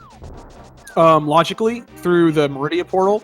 And then that's also going to unlock all of Swamp, which I think is a really great place to be. But yeah, what would you want to see? It also unlocks Ice Palace, so I like that it opens up a couple different options within the logic, which Ice Palace is technically a place we can go with some fake flippers, but is not in the logic right now. I don't expect any of these players to do that, but that is on the table if they want it. We got Keku with the big bomb here, but I'm in favor of this flippers play. I think the medallions that they would find is kind of just linear. You know, like, they would just be going to wherever those medallions would take them. Could be interesting if they found both medallions, or maybe like flippers and one of the medallions, because then that would kind of open up a lot of things all at once. But absolutely, I like the flippers. I like the flippers here. Yeah, just for the logic sake. Glad we're on the same page. Yeah. Well, that's there's just one of them. Yeah. Oh, I'm sorry. I did forget about the Batoon item too. So I said 3 items earlier. It is 4. I forgot about the Batu E-Tank item. So yeah, so it's that, of course, and then the other 3 that I mentioned. Missiles before Dragon, speed or space jump, and plasma beam. You know, actually, I have a better idea. Oh god, I know want. exactly what you're gonna say. Grapple beam would be the best item to find right now. Andy with the full halfy, excellent job, dude. Swagging it out. Well done. Yeah, that was good. That was good stuff right there. So that's two items halfway there, but yeah, I knew as soon as you're like, I've got it, I just, oh man, that grapple into my boy Shack Tool, let's go. Somebody needs to be dead, understood. No, it's just, oh man, all right. So as a reminder, you are watching the Super Metroid and The Legend of Zelda: A Link to the Past combined randomizer tournament. This is the losers finals. The winner of this match will go on to play those clowns team wildcard in the grand finals of this tournament. And it's ALG Andy and Ivan of Team Farts versus Kekumanshoyu and Zoasty of Team Snappy's Hawaiian Hosts. Pretty amazing players. These guys are fighting for their lives right now, looking for Bombos, Quake, and the Flippers, I think, is our final progression item in order to complete this combined randomizer. I don't know those clowns you're referring to. I've literally never heard of them before. Fair enough. Fair enough. Imagine not having heard of Team Wildcard in 2018. Can you imagine that? I can't imagine a world without people knowing about them, but I mean, I know that the world knows about the clowns. That's all I've heard. Got all right. Anyways, yeah, there is one item left. I believe it was a full heart or something at the back of Dragon, or it was like repeat. I don't know. It was not anything good behind Dragon, so there's one item left. It's going to be at Plasma that Andy is going to be getting. So my assumption here is he's going to go down the left sand pit to get his sword and fire rod, and then go from there up the Meridia tube to Plasma, and then from there possibly we might see him go like into Wreck Ship and just clear it. Because I don't think either one of them have been in the Wreck Ship yet. No, they haven't. So maybe he'll go up and do Wreck Ship stuff. I don't know. But that's what I'm assuming there. Because I don't think he's gonna want to get screw attack. Yeah. Well, I mean, he's going there now, right? Oh no, he's getting the sword. No, he's right? getting the sword. He's going into right. Yeah, okay, fair enough. Yeah, left sand pit to get sword and fire rod, and then this is actually working out really well for Andy. It's just like it is all this awesome stuff in Meridia, and then absolutely, the progression being where it is just great for them. Yeah. But it looks like Keku is hot on his heels right now, so still anyone's game. Again, if we find the Flippers over at Plasma, that can make Ice Palace a big gamble. Yeah, what are the other progression items that could be there? So it's like Flippers or medallions you were saying. I don't think there's anything else that could be there, could it? Grapple. Have we checked the Ether tablet? You're right. I want to say yes. I know for a fact Bombos has been checked. I don't know if Ether's been done yet. There's the mushroom! Oh, the mushroom, dude! Oh, God! Oh, dude! Mushroom at Lumberjack! Oh, dude! Oh, my God! Oh. Oh, God. Okay, Hold so on. that's a dream that is as these more and more items are being checked here, a dream that is closer and closer to being lived. Oh, God, it's not Plasma! Oh, baby! Okay, so let's just quickly go through the items that are remaining in logic here. There's Waterway, which is speed booster locked, which, what else is there, though? Shovel.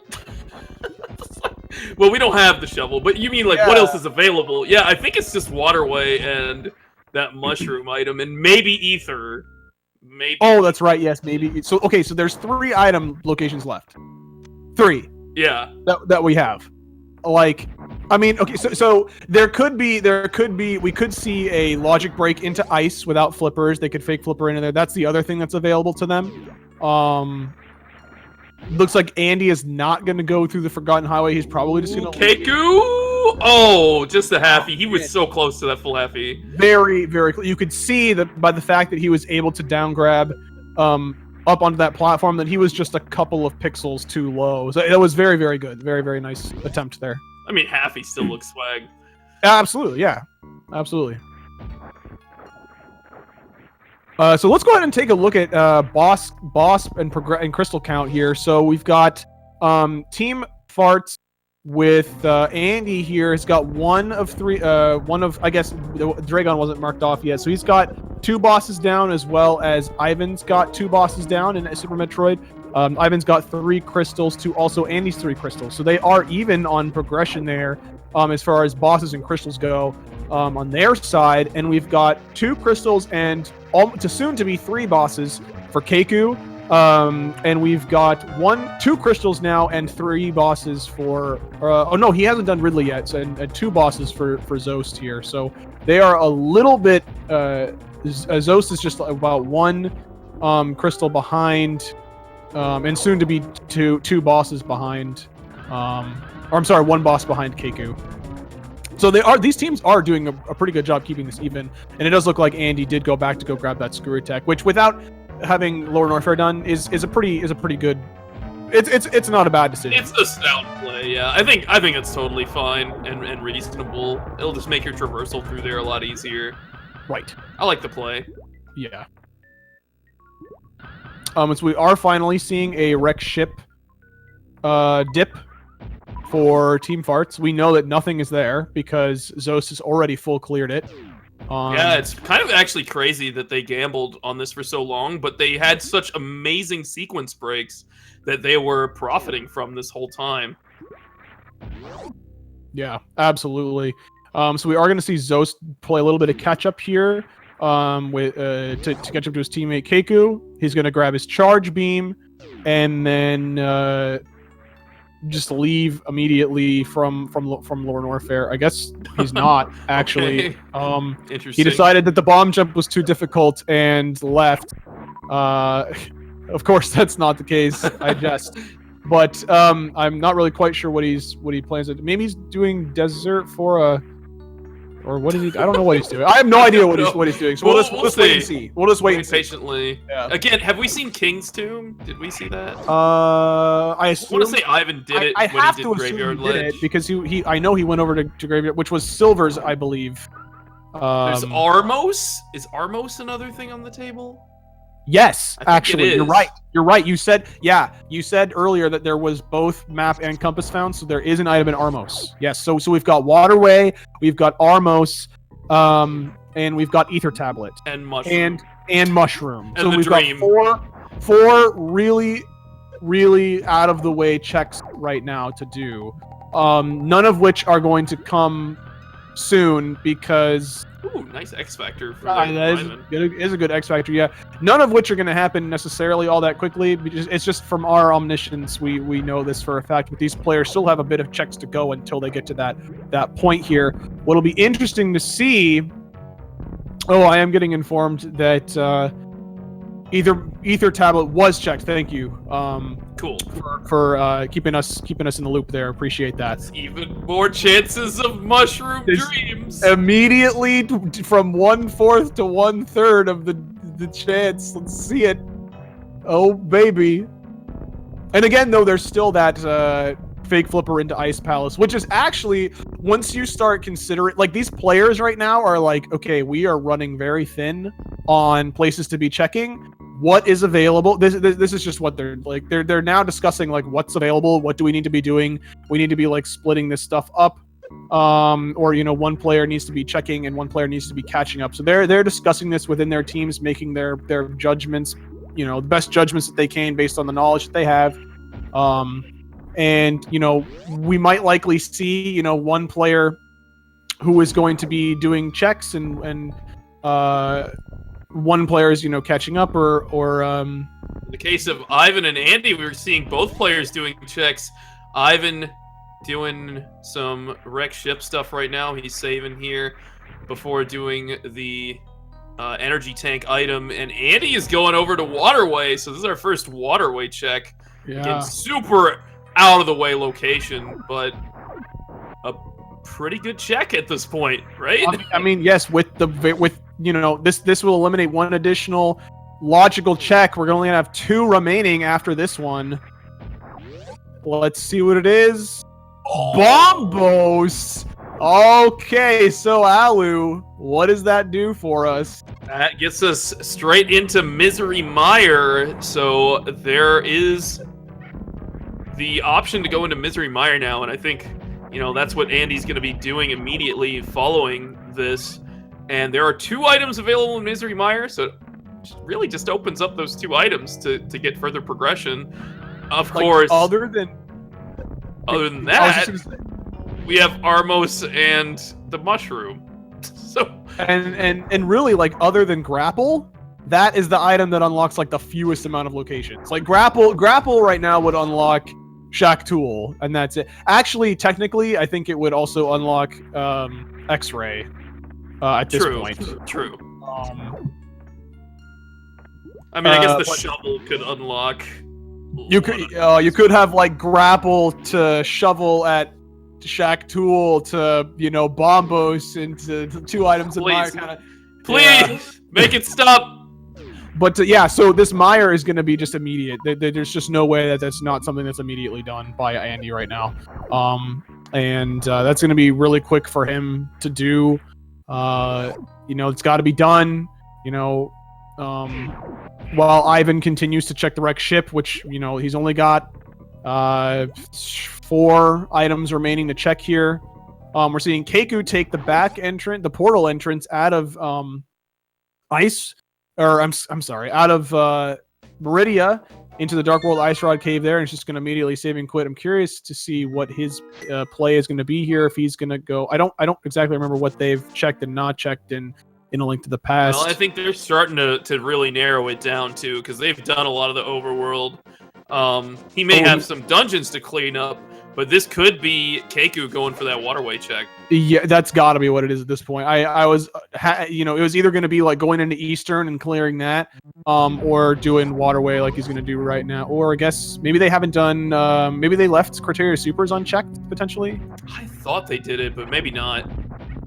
I thought they did too, so I'm a little bit surprised by this, but Well, I think he's going this way to get there. Oh, I guess they're doing Criteria Supers. I guess, yeah. So that's going to be interesting. Then they're going to be pretty close there to Andy. Maybe only just like 5 minutes behind, or less. It's pretty close there, that Bombos acquisition, and I can only imagine Keku is just going to be going immediately to Mire after that as well. So we're seeing Andy just getting in now. Ivan going through bowling, going to find nothing there. And then I presumably going to get his Bombos and then head on into Mire as well, or we might see that gamble and just have see him go to either finish off Eastern or get that mushroom. We'll see. Man, if like Flippers or something are at that mushroom, it's gonna be the first team to gamble it. Really, like it's gonna matter a lot when somebody pulls the trigger on that, and I don't expect them to pull the trigger until they have to. Well, something I want to keep in mind though is like we forgot about it for a while, and these players, it's entirely possible that it has left their consciousness and they have forgotten about it as well. It's all they could also, it could be in the back of their mind and they could be completely aware of it, but it's also possible that like they have forgotten about it and maybe it's just not on their radar, and it might be something that they realize once it's their final location, or maybe there will be a gamble for it. But getting the big key there, really great for clearing Mire quickly, but they do need to be full clearing it because they are looking for items, of course. It's really exciting though. We got zoasty going into Eastern Palace to finish this up.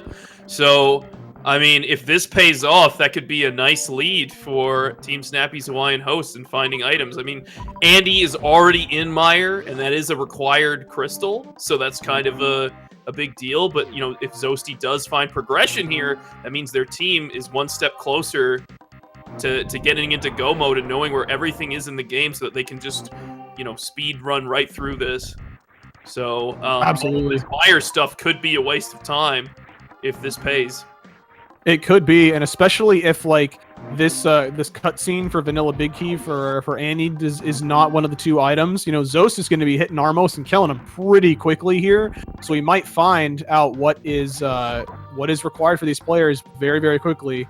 Whether it's, you know, Mire, whether it's Eastern, or whether it's neither of them, and it's the mushroom. Well, there's some compass there at the Vanilla Big Key chest. Like you said, it's a bit of a waste of time after that cutscene and such, but he's going to keep searching for those items. Got to. And I mean, he's only got 2 other chests to do until going to Vitreous. So I mean, so he might find them before going to Vitreous, and then, you know, the sooner that he can communicate to Ivan, like, whoa, there they are. Okay, flippers. Now that unlocks quite a bit of locations now. An additional 6 items at Swamp, and another clear of a dungeon, and I'm not really sure what Andy just went into Mire 2 for, but the dream. So those flippers though are really, really good. Basically, it was not. I mean, they could have gotten it potentially before going to Meridia. I guess. Oh no, because Fire Rod. Or no, that was in Paw. Yeah, no, never mind. Yeah, so they could have gotten it before going to Meridia, and they could have gone in the back way. All, you know, potentially, but there's still one more item in Mire. Gonna be at Vitreous, maybe, depending on what this chest is here. We're gonna see. Yeah, it is at Vitreous, so there is still an item there. Could be something great, could not. I mean, well, great would really just be Quake at this point, I think. Yeah. Quake is what we're looking for, to be clear. We're looking for, and it could be anywhere other than, you know, like we were saying, other than Shovel, or... well, I mean, I guess it could be a Shovel, yeah. It can be anywhere. It still could be that Mushroom. It still could be Mushroom. The dream is still alive. There. Yeah. It's just the chances are drastically reduced now because Swamp is such an item-dense dungeon. Mm-hmm. So I think Zoasty's going to go get that Bombos medallion now. Ivan has already picked it up and knows where he needs to go in Mire to get those flippers.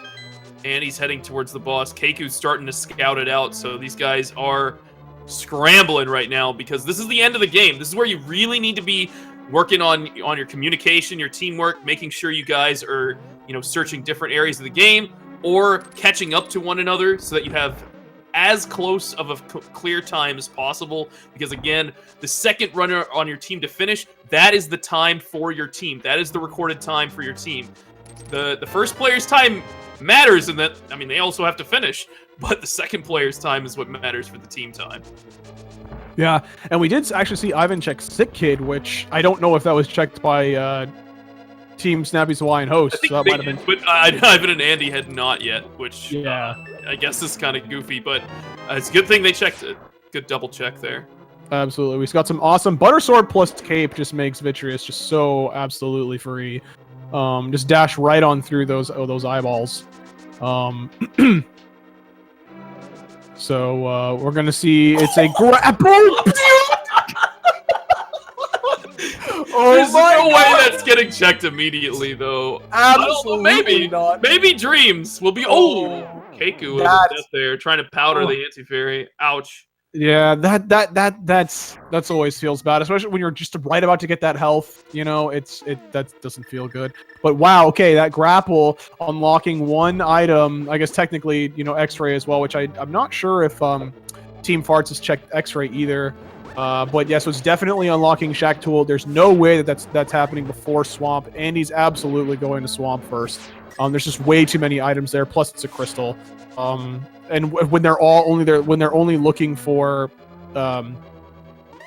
Quake right now, you know, that would be what? Andy actually going into ice. Well, I think he realizes he's ahead. So he has 4 crystals cleared, which, once Ivan clears Meyer, he'll be caught up on that front. But he still has to beat Ridley and Fantoon, whereas Ivan only has to beat Dragon, which can be a pretty quick clear. Since he has all the requisite items in there. He's already been into Meridian and collected some stuff. So, I mean, maybe they just think that Andy has like the mail upgrade and the butter sword and just will be able to beat this dungeon faster and scout it out better. Like, that could be definitely a reason to do it. But this could be tricky, because if Swamp's really holding the goods, then this is just a complete waste of time. But, on the other hand, though, on the flip side of that, Quake can entirely be here, and it could be a huge, huge play, because we were saying, like, we were fully expecting him to go into Swamp, because it's a crystal, and it's a item-dense dungeon, but, like, so it's like, it might be expected, we might expect the other team to do that as well, and if Ice ends up being where Quake is, that's a huge play. Huge play. Yeah, it'd be interesting to hear what they're saying right now in their private voice calls, because and how they came to this decision. We'll definitely have to chat with them afterwards about it, because it's just fascinating to see these kind of gambles or plays being made. I mean, Ivan's still going through Meyer, and Andy's about half done with Ice Palace. We're seeing a sweet hover there. Woo! It's pretty cool. Absolutely. Yeah, that big key placement and having the routing for Meyer from Andy, Ivan was able to just get through really, really quickly. Keku about to find those flippers. Gonna communicate that to Zoast, probably fairly excitedly. They put in a lot of work to get there, that's for sure. Absolutely, yeah. So there's the flippers there for them. We've gotten 1 item so far in Ice Palace, was some super missiles, so those are nice. Getting that big key in the best location possible in Ice Palace here for Andy. Gonna hover across the next pit. Dude, he's 2 for 2 right now. Excellent job. Showcasing that technical prowess that he's got. He's doing great, and he's checking this item-rich area of the game. That jelly is terrifying, though. That jelly can own you. He has the hook shot, like, already. He's just swagging it up. Yeah. Okay. So let's see where Ivan decides to go. I mean, there's no way he doesn't go to... I mean, I said there's no way that Ivan or Andy doesn't go to Swamp, but I mean, like, there's no way Ivan doesn't go to Swamp right now. Like, that... I feel like if he doesn't, then that's a mistake. At this point. Like, yeah, I can see... At this point, it's a crystal that's required, and he has fine equipment for that dungeon, too. Oh, yes. So, yeah. The not going there is a mistake at this point. Absolutely. But, like, so like the ice play from Andy here is definitely fine. So Zoast knows exactly what his routing is. He was in Meyer for just late enough for Keku to be able to full clear it and say, all right, this is what you gotta do. Get your flippers, go straight to the boss. Yep, and that big key was in the spike room, so pretty convenient. Yeah, and not needing to do the cutscene there. Yeah, any of the left side at all. It's so nice. Just this lobby chest and the spike chest. So, 1 more item, I believe, in Ice Palace. I think we're gonna go see Andy backdoor this iced tea room, more than likely, and then he can drop down and check the big chest, and then go to Cold Stare. Yep. I want to say there's 2 items remaining. Oh, are there? Okay. I mean, I might have missed one. I still only remember seeing the super missile. There was a rupee or piece of heart or something. I don't know. I thought there was, but maybe. Well, then in that case, then you're right. There's 1 left. I mean, it's entirely possible I missed it. So Keku's taking it a little bit safe here. Got some good sword spins in with the tempered swords. Got to watch out though. He's got blue mail, so he's okay, but still, 4 hearts though is a little bit scary. Power bombs. That's what the second item was. Right? Well, okay. So we still got 1 item left to check. Half magic. All right, that's nice, but that's nice. You know, that is the 3rd item though. Andy just immediately leaving. We know there's no item at Cold Stare. We know pedestal's not required, so We know that ice is not where he needs to be. That half magic is going to be nice later on, but not something that Ivan needs by any means. So he's just going to continue on in Swamp here, and Andy close behind. And honestly, Swamp is one you can tag team. You can send somebody to the left side of Swamp and then send somebody straight to Argus and kind of scout it out that way. It'll probably just depend who they think is further behind. Ivan's slightly ahead right now, but because of his Ridley clear compared to a Dragon clear. But his equipment is a lot worse. Andy's sitting on Butter Sword, and Ivan has just Master Sword. So that's a tricky balance. I mean, in this situation, I think that Ivan would definitely be the one to be doing left-hand side, and then Andy is just going to be go fully straight to the back. I think as long as Ivan is planning to get that Tempered Sword in, I guess, Aqueduct, then I think it makes a lot more sense. Because they don't have silvers, do they? Ivan's got silvers. Oh, he does? Oh, yeah. Okay. He was the one who went and checked Graveyard. They were at Graveyard. Oh, Graveyard. Got it. Okay. Yeah. So it looks like that might help that. Straight to the back.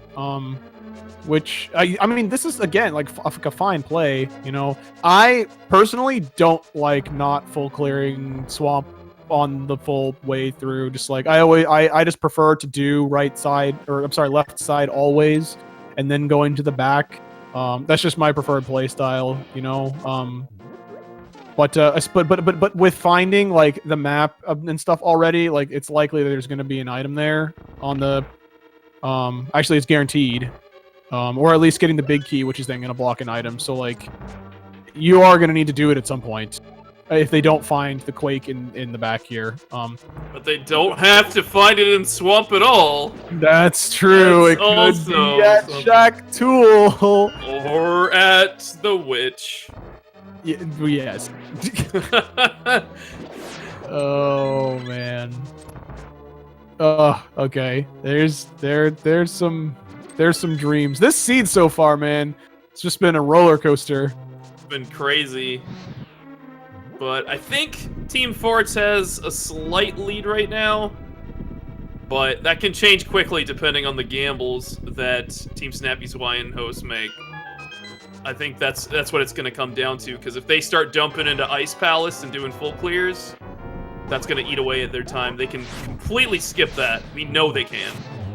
Right. I've seen some really awesome double hook from Ivan here to kill the 2 puffs. It requires 2 slashes or 1 spin, and so you can actually get 2 puffs and kill him with 1 spin with that Master Sword. So being as efficient as he can here, which is really nice. And then we might see like a 3 Ice Rod, 1 spin, or maybe he's going to use the Fire Rod shots. You can do 4 Fire Rod shots. I've seen that from Andy before. Or ridiculous. He could have just used his Silver Arrows, which would just be 1 shot and then dead. Who would do that? Okay, so it's looking like nothing there on the back part of Swamp. He didn't find the big key, so the big key's going to be here on the left side that Andy's going to find, along with another item. So there's Super. So that big key's going to be Vanilla. Going to go back, check that big chest on his way to Argus and see what's there. We might see... Yeah, I guess Ivan's going to assume that it's not there, and or I guess he's just waiting. Yeah, I think he is just waiting. He doesn't want the water level to change, so he's just hanging out. I think this is a reasonable play, actually. I think it's not. I think that he should be making his progress towards the big key and just instantly mirror out. Once okay, that's fair. That's actually fair. Yeah, he should be doing that. So what he's doing right now, I think, is bad. Yeah, so now he's just immediately gonna go. It's Mushroom or Shack Tool. Mushroom or Shack Tool. This is unbelievable. He does have to beat Dragon, so he's going to Meridian now, and so he'll be able to beat Dragon and then go check that, maybe grab his sword along the way.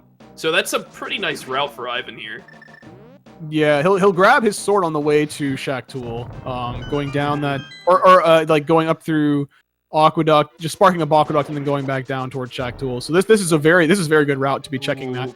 Keku coming in here without a key, gonna have to go back and grab it, but that's not too bad. But they are actually getting a lot of completion done while Andy and Ivan have been searching. So this is interesting. It really depends how quickly they go to Shack Tool or this this Aghanim play. This Aghanim play. What a thing.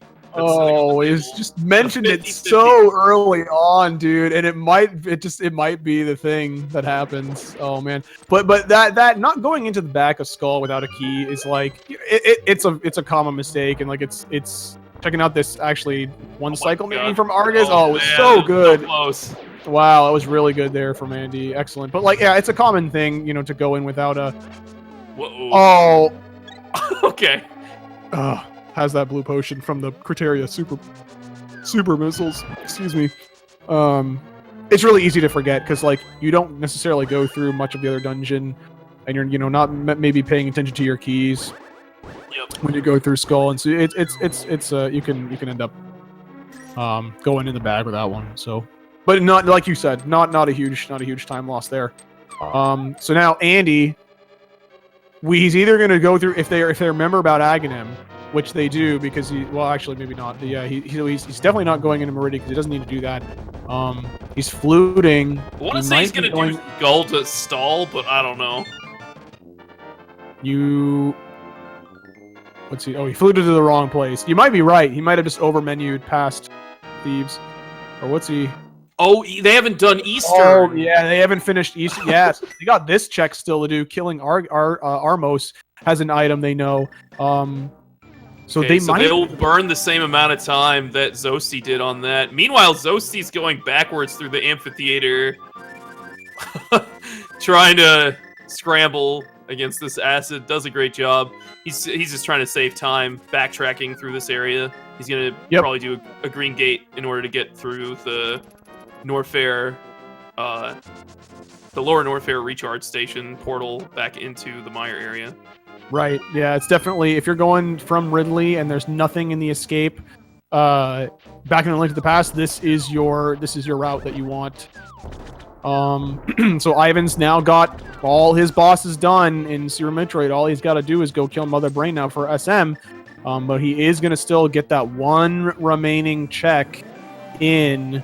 Again, I don't think that they've done X-Ray, so he could still check that after he's done Shack Tool after Meridia. But we know that that's not anything, so it's going to, be Shack. Again, it's Shack Tool or the Mushroom, that Aghanim play. My God. Boy, oh boy, is this exciting. This is... We said this is going to be a race, you guys. We had no idea it was going to be this intense. Yeah, racing for mushrooms and I guess time wastes at Shack Tool. I don't know. Yep. But it is nice that he gets his sword here. Like, that's such a free sword at this point. Like, I would definitely be picking that up. Yep. It's definitely going to make, TR a lot better. Not really going to help him in Hera very much, but being able to save Hera though for the very end right before GT is really a really nice time save. Because Andy's already completed it, so it's just like really free completion for Ivan. He's got his sword. I guess maybe he's gonna grab Screw Attack. I don't know if it's really quick to grab it, but I don't know if he's actually gonna do it. Andy, with one arrow to spare and sending it into the wall at Armos, getting not an item he wants, knowing now they've got their only 2 item locations left.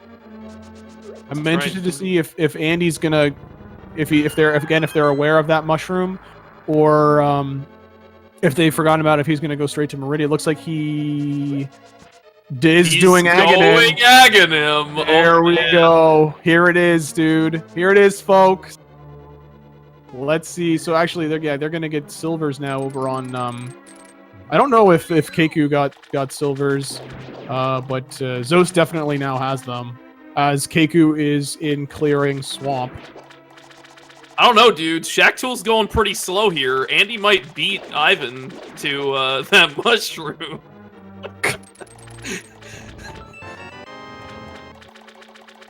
And I will bet you anything, these players, when they saw a mushroom there, were like, "Oh, we could make a play." At least I would. Yeah. And then they'll be like, "Oh my God, we should have made the play. We should have committed." I want to see Shovel at this Spring Ball location. Let's go. Oh my God, we're about to see it. Here it is. What is the final thing? What is the final debate here. Oh! Quake! There Andy immediately leaving Aghanim. There it is. That is go mode for Team Bartz. The only item, though there's a few items that they would like to see that would speed them up here. Ice Beam being the main one for getting through Metroids really, really quickly. Space Jump would be kind of nice too, but it's definitely Ice Beam that's going to be saving them the most time here. But that could entirely be in Giannon's Tower as well. So the Shack Tool play, man. We got so close. We had a 50-50 shot and missed out, unfortunately. Well, maybe the game will spite him and put Space Jump at the Witch or something. But anyways, looks like Andy's gonna be dashing straight over that Meridia portal. He's just gotta jump in those sand pits, get down to Shack Tool, and collect his Quake prize for himself to be in go mode. But then he's got to make up some ground in Super Metroid. Still has to beat Phantoon and Ridley, and Skullwoods and Turtle Rock. And meanwhile, Ivan, now with that Tempered Sword in hand, can make quick work of Turtle Rock and Tower of Hera. He's got all his Super Metroid bosses done, so more than likely he's going to be scouting out a lot of the new locations for us and for the team. And Ivan hasn't turned on Plasma yet, I still. hope he's picked it up. Oh. I think he bailed on it after finding it because he wasn't getting the bomb jump. I don't know. I guess, yeah. I suppose you're right because he's going back to get it right now. So there you have it, folks. This routing is so good, actually, though, for not having got that. Yeah, it is. Yes. Now I would say Andy is a sizable amount behind Ivan right now because of those two bosses that he hasn't cleared in Super Metroid. Both a little bit, actually quite a bit out of the way and time consuming to get to. I mean, he still has to go through this whole Shack Tool. Exactly. Well, yeah. In addition, well. Regardless of that, even just in terms of the completion comparison, he's got a lot to make up on Ivan. We are likely going to just be seeing though, full clears of TR probably from Ivan, looking for that Ice Beam, looking for that Space Jump, those items that are going to speed up his teammate. You know, like you were mentioning before, in this format, it is the second player to finish on the team who's constitutes the team time. So, you know, anything, since Ivan is so far ahead of his teammate right now, anything that he does isn't hurting their team time. So he could be doing a little bit of extra checks to find items that will speed up his teammate. Yeah, and you can still find Ice Beam out there that could make Turian a lot faster, because that can freeze the Metroids and you can just knock them out with one super missile. They got plenty of supers, plenty of ammo. They've been basically full clearing this game. So, I mean, that Ice Beam could be huge. And Space Jump would be nice, but, I mean, it's not, like, super amazing. Yeah, again, Ice is definitely the #1 time saver right now that they're going to get. Mm-hmm. But, you know, this actually does open up the opportunity for them to, Andy could completely clear Link to the Past and then go and clean up Super Metroid. So we could have Space Jump for Lower Norfair, which would actually be a really nice time save, or the wrecked ship. That would be really good. Yeah, well, that would be really great for him. And nice I want to do quick kill. I would, Keku there. Yeah, that was fantastic. Keku had an excellent quick kill there. You know, 3 puffs left after those hook dashes. You know, same with Andy there, and then finishing off with a nice 1 round in phase 2. Excellent kill. Okay, Andy trying to kill Shack Tool, but did not succeed. Thankfully, I do not have to express my distaste after the race is over. To him, at least. So we got zoasty. He's going to be just cleaning up Swamp. A nice go mode Swamp for him. The question is, what play will Keku make right now? Is he going for Shack Tool? Oh, he might be going for Ice Palace here. He is ahead of Zoast a little bit here with the crystal count, so actually quite a bit. Have they not done Zora? Or the waterfall, even? I know. They had to do Zora. Remember, that was Moon Pearl. Oh yeah, obviously you're right. I guess just the waterfall. Yeah. Fair enough. They just got flippers, right? So yeah, I was like, they had to do Zora. I was like, that would be weird. I may or may not be a stoop. I'll leave that up to the jury of public opinion. Spoilers, public opinion is yes. Looks like Hobo. That was a quick verdict. My goodness. Expedite the process. Okay, anyway, yeah, so we're seeing this TR here from Ivan, so he's just going to be... I can't imagine him not full clearing this, because his opponent's got quite a ways to go. Or maybe, oh, what is Andy gonna do? He has to clean up Skull Woods at some point. I think he's gonna go do that first. Yeah, alright, looks like it. And then I guess he's gonna continue to stay in Link to the Past, and I suppose this is fine here. You know, the fewer transitions that you do, the better, I guess. Well, he also gets a chance to get Space Jump, remember? That's what I'm yeah, that's what I'm saying. Is that, like, you know, he's just going to stay in Link to the Past now, which is then going to allow him to get Ice and Space Jump potentially before going back into Super Metroid. So this is actually a good play here. By the time he finishes Skull Woods, Ivan will be in the back part of TR, be able to give the routing for that, and then end up in GT, and get a little bit through GT before Andy gets in there. And, you know, unfortunately, for what we know, Ice is not where Keku needs to be.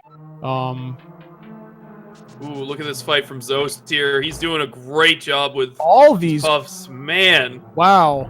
Did he make it? Not quite, but still, that is amazing. Busting out those silver arrows, which he did go and pick up, and there's just one shot to the dome. Oh my god, Ivan, please don't die here. Intentionally taking that hit. 8 hearts and green mail. Ouch. He took that hit intentionally to get out of Bunny. Getting that's the second time, dude. He's gotten bailed out by a mystery item that just has refilled the health. So good. So good. Yeah, so Andy, I think that might have been the double hit. He just needs one more hit left on Mothula right now. Yeah, excellent fight there. Well done. I'm curious to see where zoasty goes from here now that he's beat Swamp. Going up the mountain. I guess he's gonna go clean up Hera. But Keku's done it. I guess well, I think he's just trying to make the progress there. He's trying to catch up in terms of progress. But he has the opportunity to do the Dragon into Shaq Tool play, which is pretty decent. I mean, I guess they're just hoping it's an ice, and then he'll know exactly where to go. It's just unfortunate that that's not going to work out that way. And that's putting Ivan and Andy just further and further ahead. Yeah. So yeah, Spike Cave has been done by both teams here. Mimic Cave not paying out. So Ivan's going to just head on back into the dungeon, continue to find whatever's there. I think at this point it's okay to skip the big chest. Base, never mind! And Andy's going into LN. I want to see him just leave immediately. Oh my god. This is not what I was expecting here. This is not what I'm expecting at all. Now he's gonna... I guess he turned off Screw Attack. I think he's trying to do a Spring Ball jump. Yeah, there it goes. That's unfortunate for Andy. Really low, but with high jump this might work. Oh yeah. Oh, he activated the jump too quickly. But what he's doing there basically is called a mid-air spring ball jump, where when you morph and are still rising, when you pause and you turn on spring ball, then you get an additional jump as long as you're still rising, and you can actually get to a lot of places with that extra height. Without something like, you know, space jump or what have you. It makes, you know, traversal through Meridia without gravity fairly trivial as well. So we see Ivan now going through Laser Bridge. You know, maybe he's gonna find ice here as well. And after that, like then it's basically just looking for stuff for himself. Honestly, like another mail, more hearts. Because another mail would be really nice for Ivan here. Well, yeah, a mail, really. Very good of him to go through that door Now he's just going to respawn at that door now, knowing that his health situation was low. And that might have been intentional too, honestly. I don't think that it was because he was like killing the beetle, but you know, it just makes him not need to go all the way back to the big chest location here. Doing nice laser skips, putting the red boomerang. It's last is going to be the key here, and I think the compass was found. So there's not going to be anything else in TR. Not sure, but Andy has picked up Charge Beam now, so probably see a pretty quick Ridley fight coming up with 51 super missiles, plasma, wave, and charge. Seems okay. Yeah, the first plasma Ridley that we have seen in this race so far. Might not even use it though. Just infinite super missiles. Yeah. Which are faster for Ridley. The fastest damage per second DPS that you can have on Ridley is going to be with super missiles. Deeps, as I like to say. You would like to say that. Oh no, Zoasty getting knocked off by Trolldorm there. Keku going to one of the most unfortunate places he can possibly go. Oh no. Boy. This is a tragedy for Team Snappy's Hawaiian host. That they are making this Aghanim play, but it's understandable because Zoasty has to beat Dragon, so it's kind of makes sense for him to go check Shack-Tool instead. I just wish he had checked it before doing Tower of Hera, because that could have saved Keku a bunch of time. And he could have maybe scouted out some other things. Yeah, it's really unfortunate there. And thank you for the correction in chat. Zos did have plasma when he went and killed Ridley, so that happened here. Fair enough. But yeah, so that was it in TR. We've got Space Jump in the big chest. Andy killing Ridley here, and we're gonna see Ivan, you know, looking for that big key. Well, soon. But he does have this Tower of Hera play to make real quick first. Don't jump the gun. I've already done it like 5 times in this. You have, but that's fine. It's fine. This has been an exciting race, to be fair. Like, it's easy to get ahead of ourselves here. So, yeah. One thing I'm seeing in chat here, all these players are playing on original hardware. The SNES console. So yeah, you'll find a lot of these top tier players playing on original hardware. Yes, you will. You haven't. You're laughing. I'm laughing. You want to explain yourself? No, as a part of Team Wildcard, I feel like I have to bring down the team by the demographic by playing on a keyboard on an emulator. Anyways. Bring down the team. Oh. All right. Well, you know, the silver lining here from Keku going to get this mushroom is you might still see your mushroom into shovel. So, you know, you can be thankful for that. Well, maybe.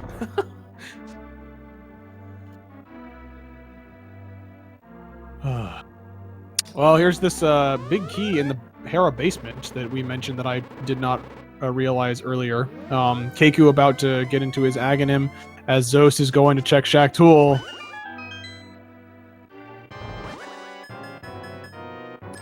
This is good for them, though. This will get them in that go mode that they really need right now.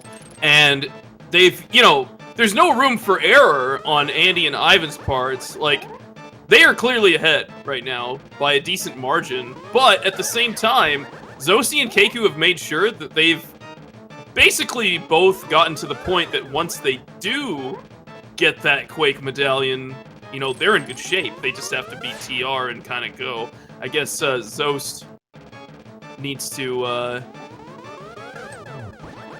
finish up Dragon, and then Keku needs to finish up Fantoon, but those are quick kills. Yeah. I don't think he did Dragon. And yeah, with I was wondering why he didn't, but I mean, I guess it makes sense. I don't agree that it makes sense with Keku so close to being able to check that mushroom, like the argument to doing Shaq before Dragon would have been if Keku could have bailed on Aghanim, but there's no way that he could have gotten Shaq done before Keku. Well, actually, I mean, yeah, at this point it's like too late. He's only gonna save like possibly, you know, yeah, he's gonna check it now and see that it's here. So we're not actually gonna find out what the mushroom is. Just at the wrong time, as Aghanim. As the cutscene plays and Keku can't get out of it. But the good news is he's right on the pyramid, so he can just dash over to the Meridia portal and go retrieve that. It'll be a slow retrieval, but he can do it. Yep. So that is go mode for Team Nammy's Wine Host. But now it's time for everybody's favorite part here. Get your guesses in the chat for which chest that Ivan finds the big key in. Number one, got to get that in. Yeah, just talk right over me. It's fine because you got to get it in before the chest appears. I unfortunately don't get a guess here. Okay, with 2 chests down, you get 20 choices. Pick 1 through 20. I'll pick number 16. No, a 15. So that should still be the very last chest in the back of Armos. Fair enough. With this traditional route that it looks like Ivan's going to be doing. And he's still got to do TR, so it's going to be a little while before he gets to Ganon's Tower. And then he also has to beat Phantoon, so probably bringing up the rear for their team. And is going to have to play a little catch-up and try to go as fast as possible. Because, again, the second player to finish on your team, that is the team's recorded time. Yeah, and so it's very likely that we're going to see Ivan even after he finds the big key. Depending on where the big key is, we might see him continue and check a couple more chests. You know, again, looking for Ice Beam because, you know, that's definitely would be a time save. Even if you have to go a little bit out of your way for Ice, like, you know, if the big key is like here in the double fire bar, maybe like going like ahead like to Rando Room would probably still be a time save. Finding the single arrow. Yeah, that's a good one. The single arrow dream. Yeah, but it's definitely going to be wherever Ice is likely to save time, really. You know, there's a couple locations where like it wouldn't be worth it for Andy to go out of his way to get, because it just saves so much time on the Metroids. It really just does. And like Ice has to be here, right? Like, I guess you could find Shovel in here and then go dig it. I mean, it could be behind Mushroom too. Like, right, fair enough. He's not going to go to Wow, that's I think is a mistake. Rando Room was right there, and if something was there, it would be very, very quick to go check that. I think that's a. Could have even awarded him with like a mail or something. Yeah, I think that was a mistake. Really helped him up the tower. Not checking. But again, though, you also have to think, you know, while I'm sitting here knowing the positions of all of these players, and I can say that was a mistake, you don't know what their thoughts are. They might be thinking, wow, we were down to 2 locations left in all of the games. Like, that is very, very, very small amount of locations. We had to do a lot of other stuff. Like, Andy went in full cleared a pendant dungeon that was completely irrelevant. You know, they might be feeling behind. And so you gotta just feel like I gotta go. You know, like my opponents are about to finish. I gotta get this done, and I don't have amazing equipment here in Link to the Past. I got a temper sword, that's fine, but you know, I have 9 hearts and green mail. I guess it's kind of NMG to some extent, but it's still not easy. You know, I mean, you can easily take a death in this area. This is not an easy part of the game. Oh, absolutely. Yeah, and with like 9 hearts, green mail now, it's like, you know, you slip up and it could be, you know, it might not necessarily cause death. It could, but it's definitely will slow things down when you're in danger zone, you know, of death. You're definitely going to want to be slowing down and making sure you're not dying, because it would be a huge time loss to die. Yeah, at this stage in the game, any death is a pretty significant time loss, unless it's very, very well, like, executed death on purpose or something. Yeah. Yeah, I mean, yeah, I still, you know, again, like, Ivan's got so much time on Andy that, I mean, I feel like even with just the assumption that, like, we feel like we're behind, like, it doesn't actually matter if he was going to go ahead and check more stuff or not, you know? Right. Well, hopefully you'll check some stuff at the top of the tower. Yeah, there's still 4 chests to check there, so... Yep. And Keku now does have the important Quake medallion, so he needs to be a little careful with his health, but he's got some there. Yep, and so then they are in full go mode now. All players on Team Snappy's Wine Host have in their possession all of the items that they need to complete the game. So I don't know. Scout out TR. Does Keku have silvers? Did he get it, and that's why I feel like he had to because Zoast just beeline. I think Zoast went there and picked it up after Keku had already got it. So because Zoast beelined it directly there, so I feel like he had to have known it was there because Keku got it already. Okay, so that's good for Keku.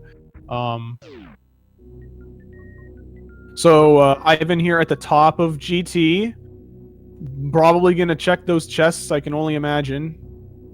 The shovel! There it is. Oh man. 2 more chances to find that ice beam. Well, and then there's plenty on the bottom of Ganon's tower, but it doesn't look like we're gonna be seeing that. I mean, yeah, Rando room needed to be done when he was there. I mean, I guess he could theoretically still go back probably before Andy gets there. That's probably no. Yeah. Yeah, but just a power bomb in the chest before Moldorm 2. Nice kill. Might see a hover. Eyes on. Dream. Yep. He's taunting us. Playing it safe. Fair enough. And a reserve. All right. So that ice beam's still somewhere. We don't know. Ice beam at large. At large. Where's that? I don't know that location. I thought we didn't know where it was, but now you're telling me. We have big chests. I guess they could be large chests. What big chest hasn't been? Ganon's tower. Anyways, looks like we got the Mimic Cave check from Zoasty there. But now he's gonna pick up Space Jump. I doubt that's good enough for Keku to pick up. Like, we didn't see Andy. I mean, Andy did not. He did not do it, and I fully agree with that decision. It is not worth the amount of time to do that. But between like just the extra couple of transitions you have to go through, plus the extra keys you got to get for TR is not worth the amount of time that it saves. Especially, it's only saving time, in a little bit of 8 minutes of Super Metroid play. It's saving not that much time, especially if you're not really comfortable with doing the strats where it does save the time, because they are hard. The Metroid room strats. And it's saving less time because when you don't have ice, you can't do those Metroid rooms as optimally with Space Jump. So it's like it's still slowing you down, and you're not getting the full time save. So it's definitely makes a lot of sense to not grab that without ice, especially. I mean, he hasn't beat Fantoon. You're right. Yeah, he had the opportunity. He had the opportunity to pick that up instead of going into Lower Norfair, but now that that's done, it's still pretty minimal benefit to get to the wreck ship and back. Like, it's nice, but you can still speed boost across, no problem. Or, gravity jump, whatever it is you need to do. Right, yeah, and gravity jumping is actually something we did see Ivan do that we didn't actually comment on.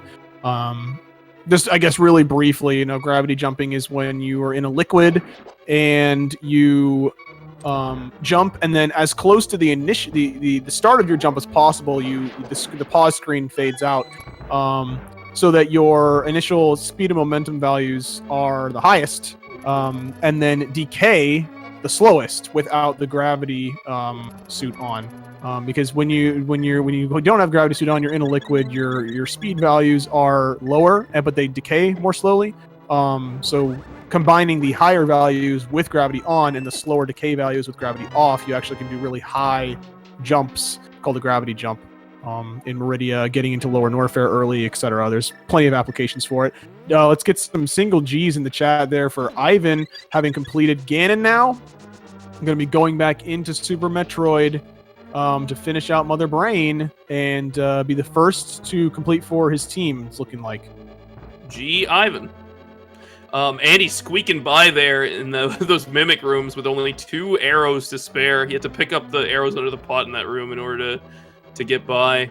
But he recovered very, very nicely though. That room, when it goes poorly or you run out of arrows, can be a disaster. But he made it look like a very, very nice recovery and a really nice dash in Ganon Ball Z there as well. Ivan is memeing this dig spot in the Haunted Grove. This is amazing.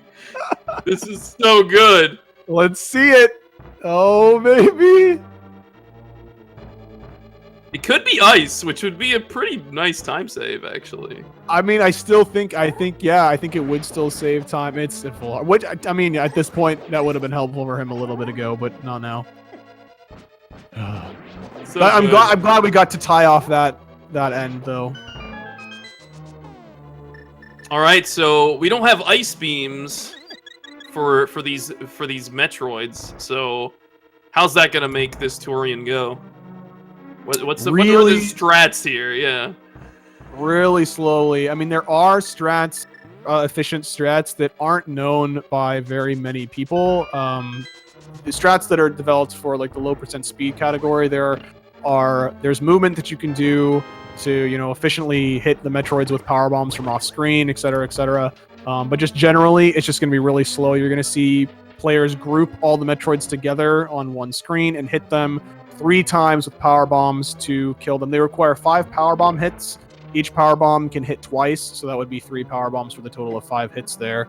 That's got to be done 4 times in 4 rooms, which, in addition to the lag and just the amount of time that it takes for 3 power bombs to go off, it's way, way slower than, if you were just able to freeze the Metroids and kill them with a super really quickly.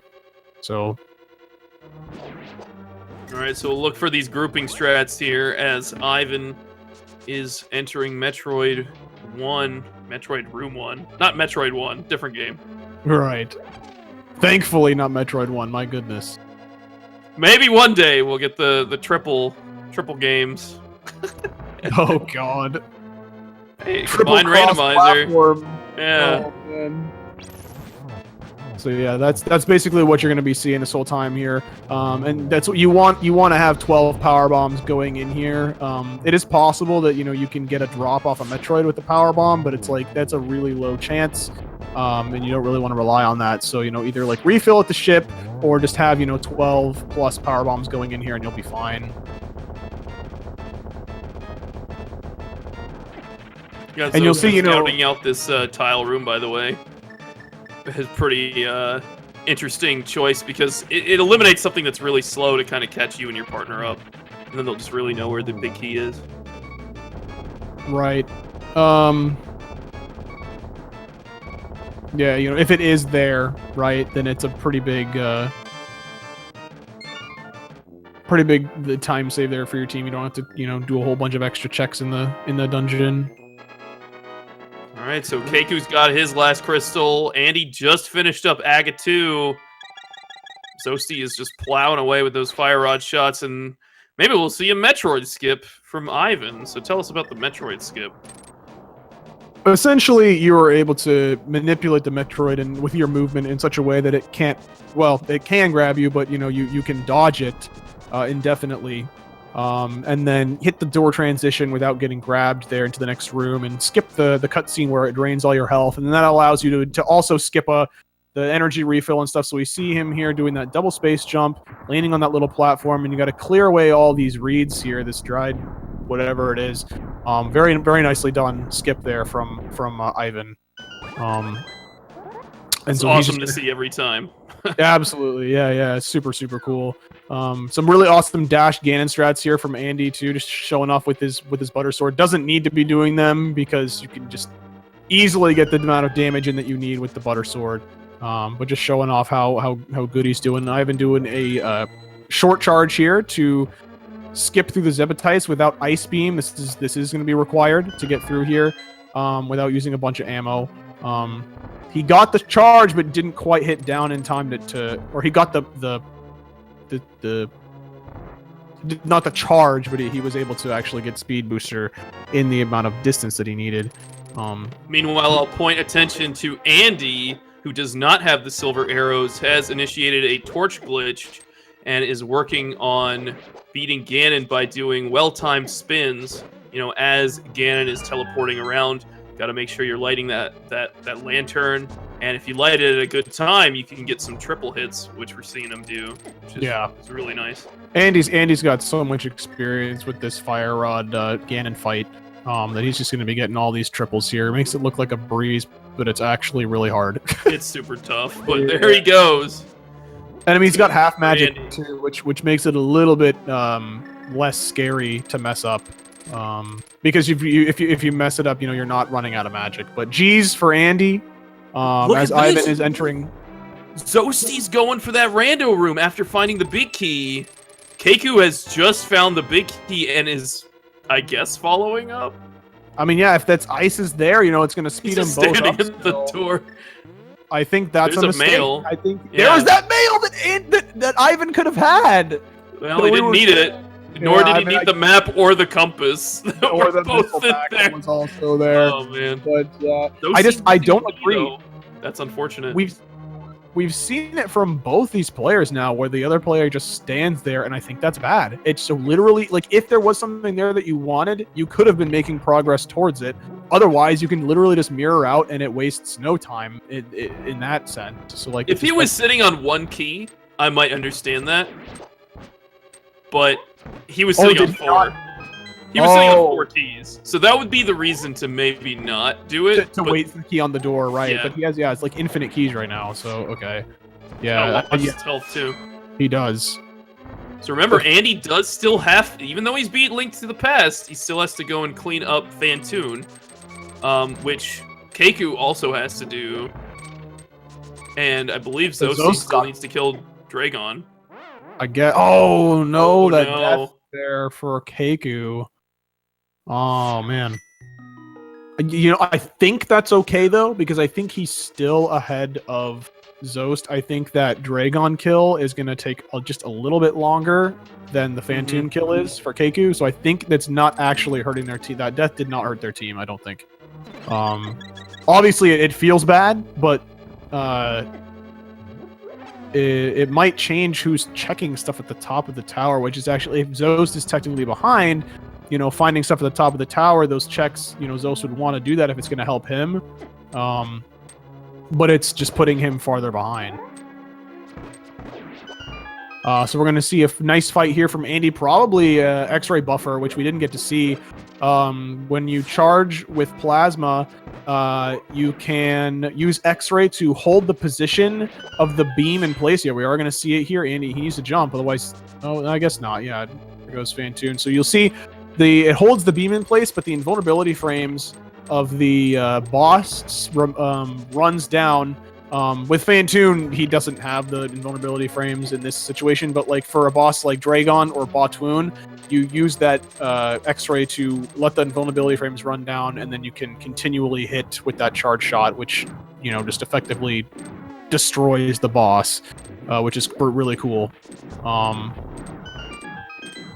Keku's sliding through mimics with a nice. I just want to point attention to Keku, who escaped through the mimics through with just 2 arrows as well. So like both Andy and him kind of squeaking by there, really nicely done. And they're the guys who didn't end up getting the silvers too. So yeah. Sorry. No, you're fine. That's totally okay. I don't remember what I was saying. Something about the X-ray buffering, and how cool it is. I was saying. Remember earlier when I said, you know, the 1 round is very, very hard for humans to do. Obviously, I was talking about Doppelring, but yeah, you saw it there from Andy with, you know, an X-ray buffer. It's free. So. All right, Ivan does have a moral dilemma here. Will he save or kill the animals? He is way ahead of his partner. Dilemma. He's a whole Turian ahead. There's an opportunity in this powwow with the animals. Just have a cup of tea. You got 2 minutes. No.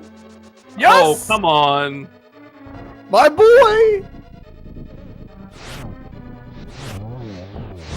And there we have it, folks. Let's get some GGs in the chat for Ivan being the first to complete this combo randomizer with an official SRL race time of 2 hours, 38 minutes, and 10 seconds.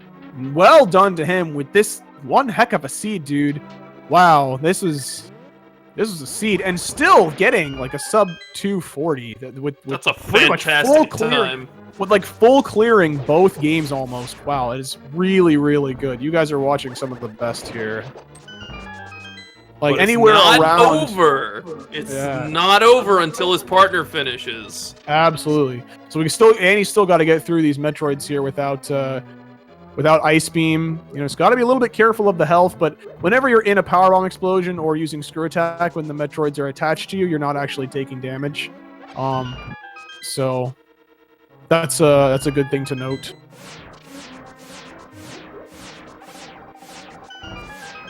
But just taking it careful here in these Metroid rooms and playing it safe is probably the best way for Team Farces is take this, because they are definitely in a commanding position.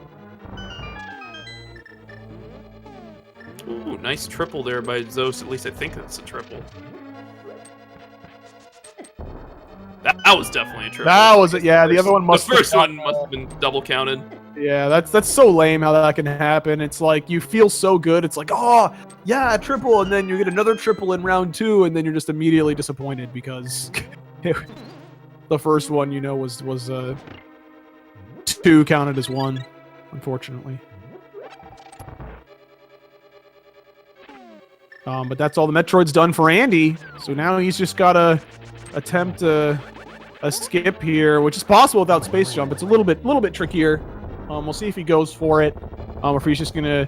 I wouldn't be surprised if he just intentionally doesn't go for it. Damages himself down to reduce the length of the cutscene, and you know, because his health is low enough anyway that maybe he would want to just refill it. For Mother Brain anyway. And as the second finishing player, he could also execute a stand-up glitch, which we didn't see Ivan do, which could potentially save him some more time. Right, because he did. Oh, yeah, so it looks like he was attempting to skip. He got a decent start there to it.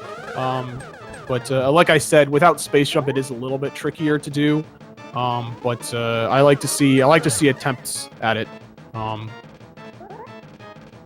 Zoast about to enter phase 4 of the game. Because that was like 10 warps. Yeah, I know. I literally just going to say, maybe not, because it's just warping all over the place.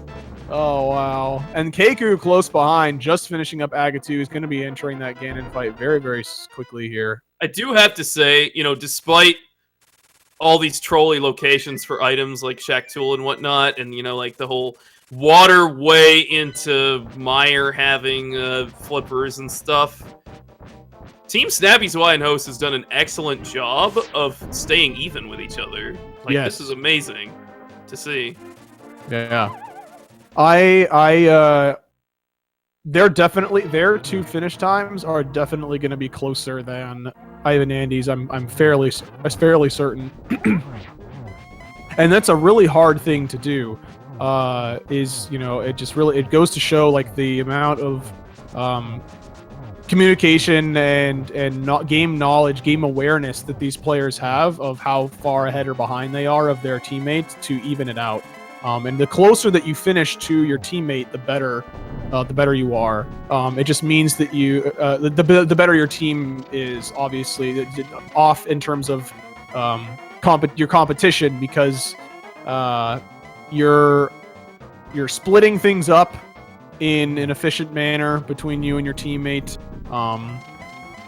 Yeah, just keeping things even in that way is just more beneficial for your team. That is not eloquently worded as it could have been, but I think I got my point across. I think we understand. It looks like G for Zoasty here, but has he beat Dragon? Question mark. I'm concerned. Well, I guess we're gonna find out. We might have just missed it, because might have been. I mean, this Dragon kill would have been very fast. So we will see here. 146 items collected for Ivan. He has not killed Dragon. Welcome to the cutscene. But I do want to comment on this amount of item collection from Ivan. I'm very surprised because they basically full cleared the game, but he only got 146, which is very low. It's a little bit. I don't know what to think about that. I mean, it's it's the reality, but it's weird to me because that is a very low item count for having done so much of the game. I guess Andy, maybe that's why he's so far behind, because Andy did a lot more checks than he must have. I guess it just didn't necessarily seem like it. I don't know. Well, we'll see when we get to Andy's item completion. We shall, and that is G for kekumanshoyu. So get your G's in the chat. Yep. I think Ivan also didn't pick up as many like safeties and things that some players may do. Because you saw him, especially in Link to the Past, only having like 9 hearts and green mail. So yeah, it was a little more bare bones there. Yeah, so we're seeing now Zoast going back through the back door. He's going to backdoor Meridia. Keku doing a refill here. Makes sense. It would want to do it really either way before going back to going into Turian. So just do it, before you go into the wreck ship. Andy entering Mother Brain Phase 3 here. He's going to be doing his final escape, getting out, finishing up for his team. Tournament lives are on the line right now, folks. Again, as Alu's been mentioning, the winners of this race will go on to face Team Wildcard. That is myself and my buddy Alucard 2004 here in the grand finals. The way that's going to work, being a double elimination tournament, these guys, since they're in the losers bracket, that means they have lost one match, and those in the winners bracket still, we have not lost a match. And being in a double elimination tournament, the winners of this match will need to beat us 2 times in a row, because we are allotted 1 loss because we have not lost yet. So that's just the way that this tournament is. Double elimination tournaments in general do play out. Yes, we could have 1, maybe 2 more matches on our hands in this tournament. Yep. Coming down to it. Absolutely. All right. A couple more rooms for Team Farts, and that is their victory. Keku about to face off against Fantoon there. Nice speedball to get into Fantoon's room. And we got Zoast. We'll see what strategy is used there. Will Andy save the animals? I pretty much doubt that, because he's the second finisher here. Yeah, there's no way that the second finisher ever does that, Because for all they know, they're like Keku Zoast are both 1 room ahead of him, about to hit done. So yeah, but then you get the moral victory. No, there does not exist. Doesn't exist. Fair enough. There's another X-ray buffer there for Keku, but that is it. GG for Andy and Team Farts. They will be moving on back up into the winners bracket, taking on myself and Alucard 2004, Team Wildcard in the winners grand finals. Andy and his team finishing with an official SRL race time of 2 hours, 46 minutes, 40 seconds. Hopefully we'll Team Farts. Well done. Well played. Absolutely. We'll see if we can get them in here. Yeah. I think one of the big turning points was sequence breaking into Norfair and finding that gravity suit, which led to so much value in Meridia. I think that gave them such an advantage. They were also first to the Moon Pearl, but I think Zoasty and Keku evened that out when they found the hook shot. Absolutely. Up in Criteria power bombs, but making that sequence break really did, impact this game. Yeah. We have 1 member of Team Farts with us, Andy. Hey, we're waiting for Ivan to pop in here, but GG, dude. GG. Yeah, so we were just talking about really the turning points here. I'm sure you heard a little bit of that. And then here is Ivan, the other member of Team Farts. Welcome in, dude. Congratulations. Hello. Yeah. So Alu was just mentioning the big turning points of this match here. You know, you guys were the first to the Moon Pearl, which put you guys quite a bit ahead. But then I think what evened it out a little bit was Keku and Zost's acquisition of Hookshot, pretty like a decent amount before you guys did. Yeah, man, that really sucked. It's like Titansmith's being in Billy Mays and me being a single powerbomb short to go check that, and then I'm never sure what is exactly in logic, but I guess infinite bomb jumps are, so I didn't go to do landing site as soon as I could. But having both of those things be important things felt real shitty. And I knew it was going to happen too, because we had known the bombs were there because Keku and Zoast had gone down there and checked it already, and so I seen you go in with one power bomb. I'm like, man, this is going to feel bad for him because he's going to get those bombs but be one power bomb short, and so you know there was the chance that you could have gotten at construction zone or behind that ceiling E-tank could have gotten like power bombs or something, or the screes could have given you a really low drop, but it didn't. So like that was definitely an unfortunate thing for you guys, but you know, still ended up making it work and still getting really decent time for the like basically full clearing the whole entire seed. Yeah, it was either we were down to either Shack Tool or the mushroom. Yeah, yeah, it was so bad. Lumberjack. What do you mean bad? This was so exciting. God. We're just like, man, like we were thinking, like if it's either one of these spots, like there's no way that Zoast or Keku would have done any of this earlier because we just got grapple beam. We don't have ice beam, so Shack Tool couldn't have been done before. Yeah. And then mushroom is like no one's gonna do mushroom until they have to. So. Yeah. Now what I do want to. Oh, go ahead. It wasn't even an opportunity to like ice clip to spring ball either, because I guess that was buried somewhere at the bottom of Ganon's tower, or at Witch. Those are like the two options.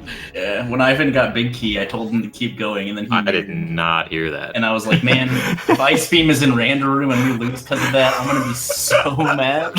I was literally just about to say, you know, I think I was commenting when you got the big key and then just did not go into random room. I was like, I think this is a huge mistake because Ivan is ahead, and you know, even if they feel behind as a team, it's not going to hurt them for Ivan to go in and check random room, and you know, and even at the very least, it could benefit you by finding a male in there, which there actually was, and it could have helped you. You know, Ganon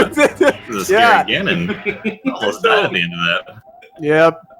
So yeah, at the very least, that would have helped you there. But yeah, so ice, it was not anywhere in GT. We did see a full clear of GT, except for a big chest. I guess we didn't see. But you know, so it's either there or you know, mushroom. Really. Yeah. And we appreciated your shovel check as well.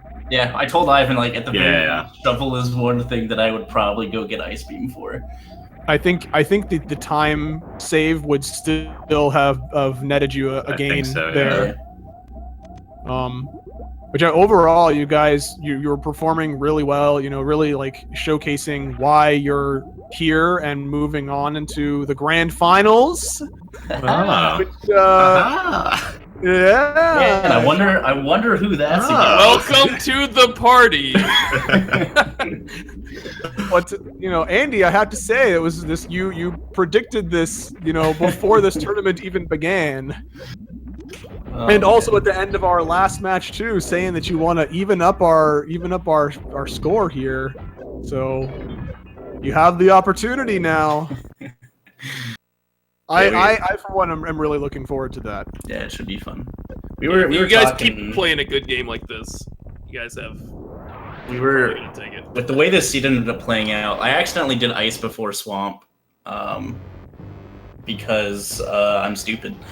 But yeah, I was wondering about that. Yeah. But with where Quake ended up being, it would have played out exactly the same because I would have done ice while Ivan went to go kill Dragon and check Shack Tool. So I don't think it actually would have been too different. But yeah, I was like in Ice Palace and I'm like, all right, I got 2 items. Oh God, this is a pendant. Okay. Oh, so you thought it was a crystal then? Yeah. Okay, gotcha. So I'm just a big dumb. I'm tired of the entirety of green and pink French Star giving nothing. I'm so sick of it.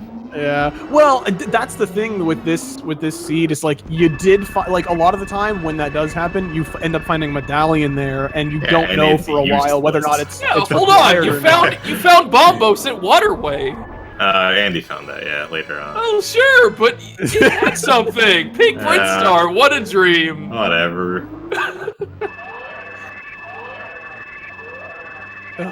Yeah, but we were trying to figure out why you were going into ice, and I think at that point it seemed like you progression-wise you were a little bit ahead of Ivan at that point, so we thought that might have been your decision for going in there. I think he was ahead then too. Yeah, just based on paper is what it kind of seemed like. Mm-hmm. But yeah, this was quite a seed, and yeah, you guys definitely played it very well. It died like 4 times. It was fun playing like Ivan getting gravity and mirror and fire rod early. Let Ivan do a ton of like sequence. Yeah, did they get gravity early? No, and so we were discussing that. I think that's probably what put you guys so far. Yeah, because at that point we were kind of like, okay, well, gravity's Varia and speed lock technically, so we were like we basically knew where Varia couldn't be, which was kind of nice. Right. Yeah. And then Ivan just being able to play like the sequence broken items while I played logic. Yeah. Until I found Varia, and it was really good. Yeah, there was so much value in that sequence break that it was just so good. You know, getting those 2 swords, well, at least knowledge of those 2 swords plus fire rod, plasma, mirror, like all the swords were in really awful locations. Yeah. God. I was like, hey, I got my first sword of catfish. I'm gonna go beat Thieves Town. Oh, Stahashla has the second sword. And I found the 3rd one in like at the top of the aqueduct. Well, I mean, you're getting no swords. We were discussing the opportunity to do the snail clip to get to the. Yeah, I gotta learn to do that. You do. I know. I've been told where the snail needs to be. Yeah. But you just gotta play around with it a little bit. It's very once you get it, it makes a lot of sense. Mm-hmm. But yeah, so there was that, and then you know the additional sword there, and well, what was nice about having that knowledge of the 2 swords in there was that you didn't need to go into thieves at all. Yeah. So that was something that we were like, okay, so we know one's at Catfish, we know one's at Green, that's a Hostrala, so that could mean that there's gonna, you know, even though it's a pendant, that's just like a lot of time to go get that sword, and so I guess that was the silver lining there. Yeah. So when I found like Varia and Book and all that other, like the most ridiculous hookshot cape I've ever seen. I had Ivan go do Skull immediately and check Pedestal.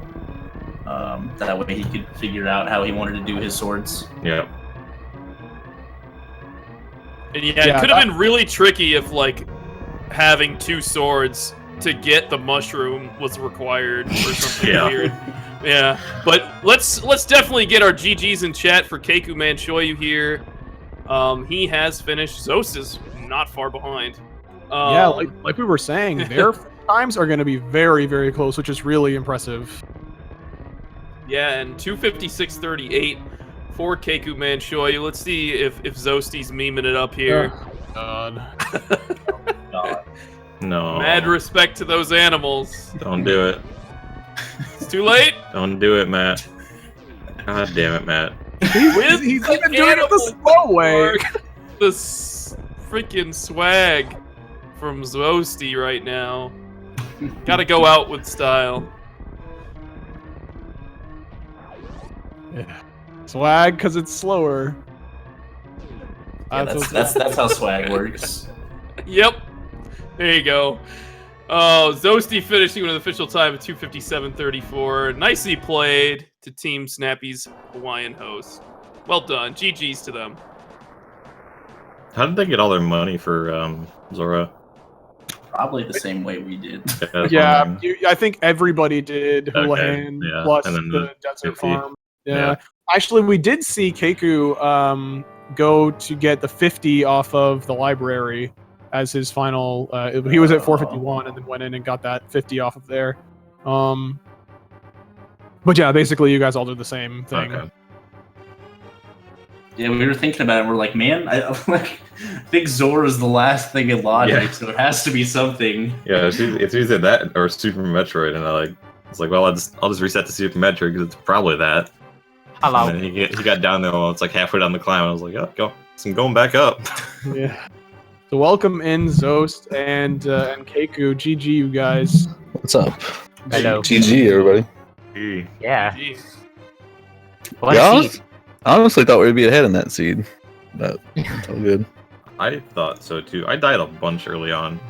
I haven't. Me that was too. bad. It makes sense though, like what you're talking about. If you got gravity suit really early and got yeah. mirror like immediately after, that makes sense. Mm-hmm. Yeah, I've pretty much just did everything that I couldn't do. Right. And then I played the logic and got hookshot and mitts, and then Varia and literally everything else. Yeah, and I think part of it, like, it's just kind of worked out with that sequence break that so much stuff was in Meridia, and Zoasty went over a direct ship, and it was just dry, and Oh you my guys actually God, put yeah. that off for so long. Yeah. Mhm. Yeah. Yeah, Wreck Ship didn't have anything at all. Well, it was a really cool, actually, from a viewer standpoint, it was actually really awesome to see because both you and Ivan were concurrently doing illogical things. Right. Like you were in Wreck Ship, which was illogical, and Ivan was in Meridia, which was illogical for them. So it's really cool to see, like, oh, which one of these are gonna really pay off, if any. Right. And, unfortunately for you guys, it was that Meridia play, getting plasma, getting mirror, 2 swords. Yeah. Ivan didn't Just get fire rod plasma in the there. first time around. Oh my god.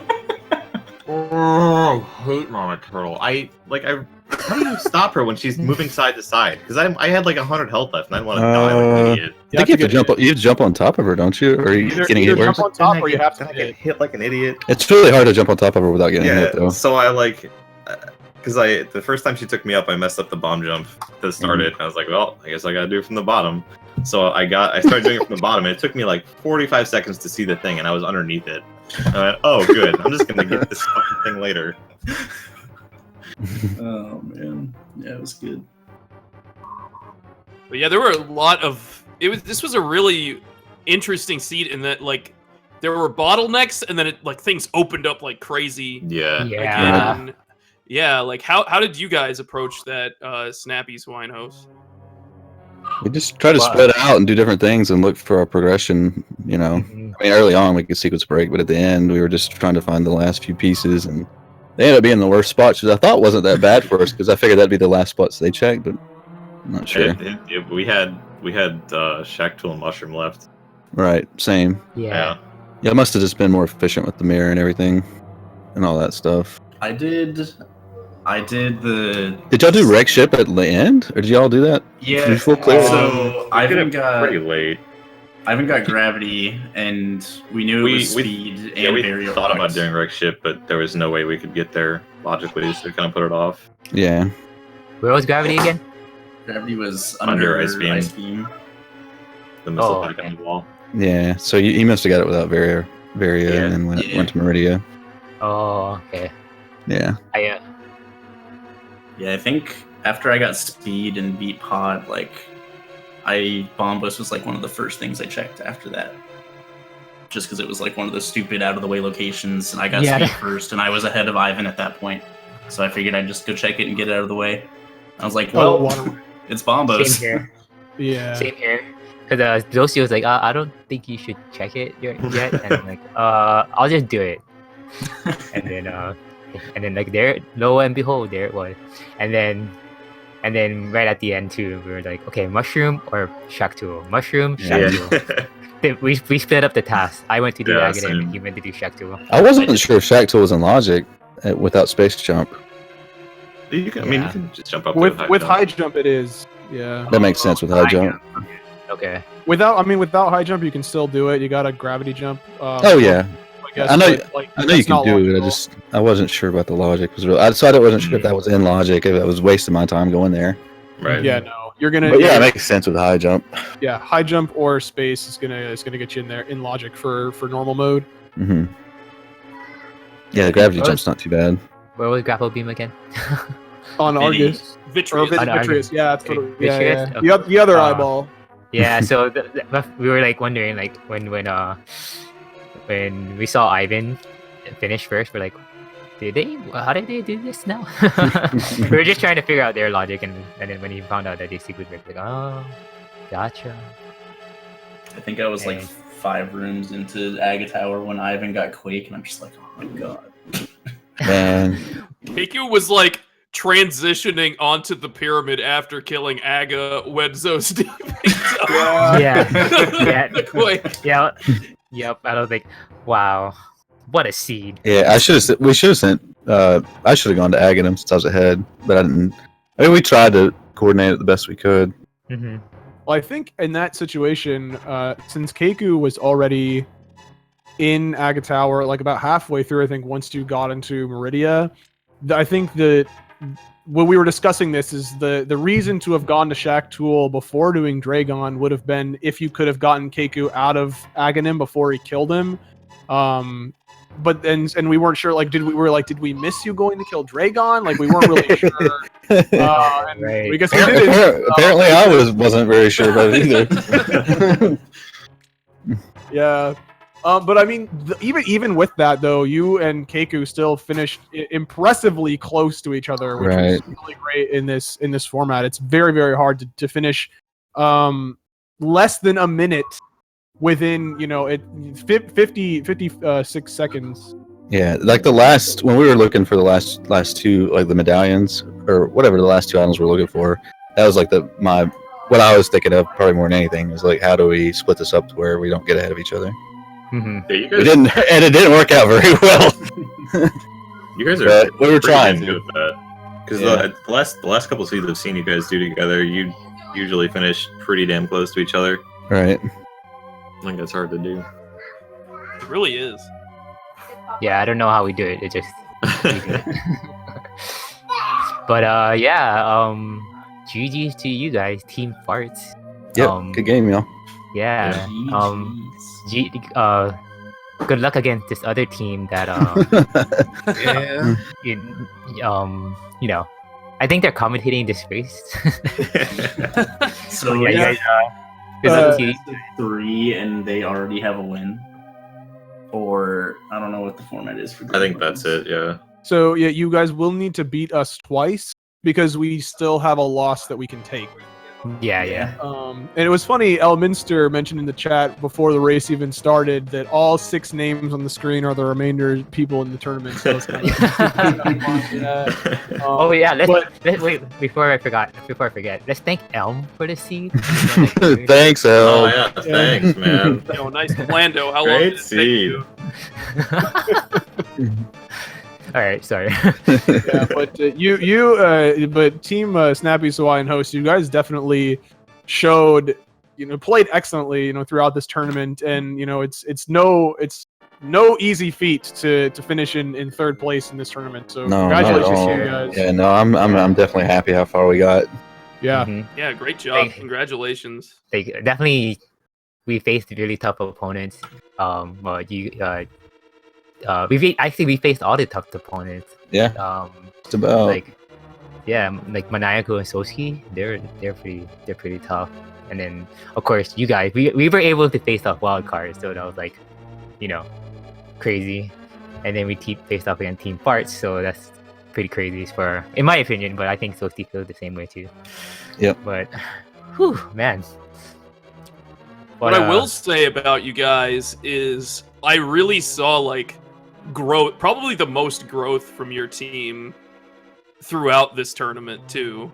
Like I want to say that like I could just see you guys getting better and hungrier for the wins as every single match played out, like for sure. So yeah, we I know people are hoping for another 2v2 tournament in this. We'll see. I mean, it's good. We'll see. We'll see. I mean, there's a lot of tournaments coming up ahead for speed gaming, but there's no intention. At first thought, this tournament was just for fun. Obviously, it's for fun, but like, I didn't think it'll get this serious. but it did. And so like I'm hopefully it can become even more Of a thing, I honestly, guess. more featured in other stuff that like when Total adds more updates to it, like for example key sanity, then that'll be a cool feature but we'll see. Well, it's this I know, all I know is for sure that this Rando is still work in progress. There's so much improvement that can be made, and we gotta thank Total for Absolutely. doing Yeah, it. for sure. I had a lot of fun with this double Randos. Mhm. Yeah, it actually got Zeus back into a Link to the Past for the It's true. first time in like That's really true. That is so true. Mm-hmm. That is so true. Now I gotta play NMG now because I kind of quit just for Super Metroid. Now I'm like thinking about it. Damn, I gotta get a sub 130 one day. I want to shout out to Keku though for being the main organizer for putting this whole tournament together though. So Thank we you. wouldn't all be here if it weren't for you. Also, Thanks. Yeah. Yeah. No, thank you. Yes. If you guys really like this combo rando, take a look at the well, first off, the VOD will be uploaded to YouTube sometime soon, and then there's the link to check out the randomizer and all that stuff. There's a Discord. I don't have the links, but I'm sure there's the command for it. And then once Total makes some update, then we can probably do another tournament. We'll take a break though for sure, but you know what I mean. Yeah, I'd definitely be down for another one. You know, whenever. Yeah. I mean, it got me out of my indefinite tournament hiatus as well. So, but yeah, I think that's all we've got. Anybody have any final thoughts here before we close this out? Just thanks everybody for watching and contributing and everything. Yeah. I do want to. I said it before, and I'll say it again. Good luck to Team Farts and Team Wildcard. The grand final will be amazing. Yeah, that's going to be a great match. Yeah. We'll also find out this weekend. Ivan and I submitted the same format to AGDQ. Oh yeah. snap! Ooh, nice. So we'll see. Good luck. Yeah, good luck to you guys. Thank you. All right. Well, that's Team Farts and Team Snappy Hawaiian Host. Team Farts gonna be facing off against Team Wildcard. I guess should I be referring to myself in the third person? I guess that's okay for now. We want to give a major shout out and thanks to Cassidy Moan, who has been helping track everything behind the scenes here. Been doing a fantastic job with that. Managing 4 people's trackers Oh, really? is not an easy task. Oh damn! Holy Thanks. cow. Yeah, thanks, Great Cassidy. job. Yeah, Cassidy. The real MVP. Double time and true Yeah. hero. Yeah. But look forward to the grand finals coming up soon. It'll either be 1 game or 2. Maybe we'll just play the second one for fun. You know what I'm saying? I'm Maybe it won't be let's so just fun. let's just Maybe it schedule won't be them back to back and just do them both no matter what. Oh god. 7 hours of rando. Oh, yeah. consecutive. Oh jeez, that'd be fun. All right, thanks a lot, Alu and Wild for commentating. By the way, Absolutely, it's our Absolutely, pleasure. yeah. I'm sure. This was amazing. It was a great race. Great job, Yeah. guys. And I will leave the last word to Wild. All right, yeah. Well, thank you again, everybody, for coming out and watching. You know, stay tuned. Check the schedule for when the finals get scheduled here. And we'll see you guys next mission. bye bye. Farewell.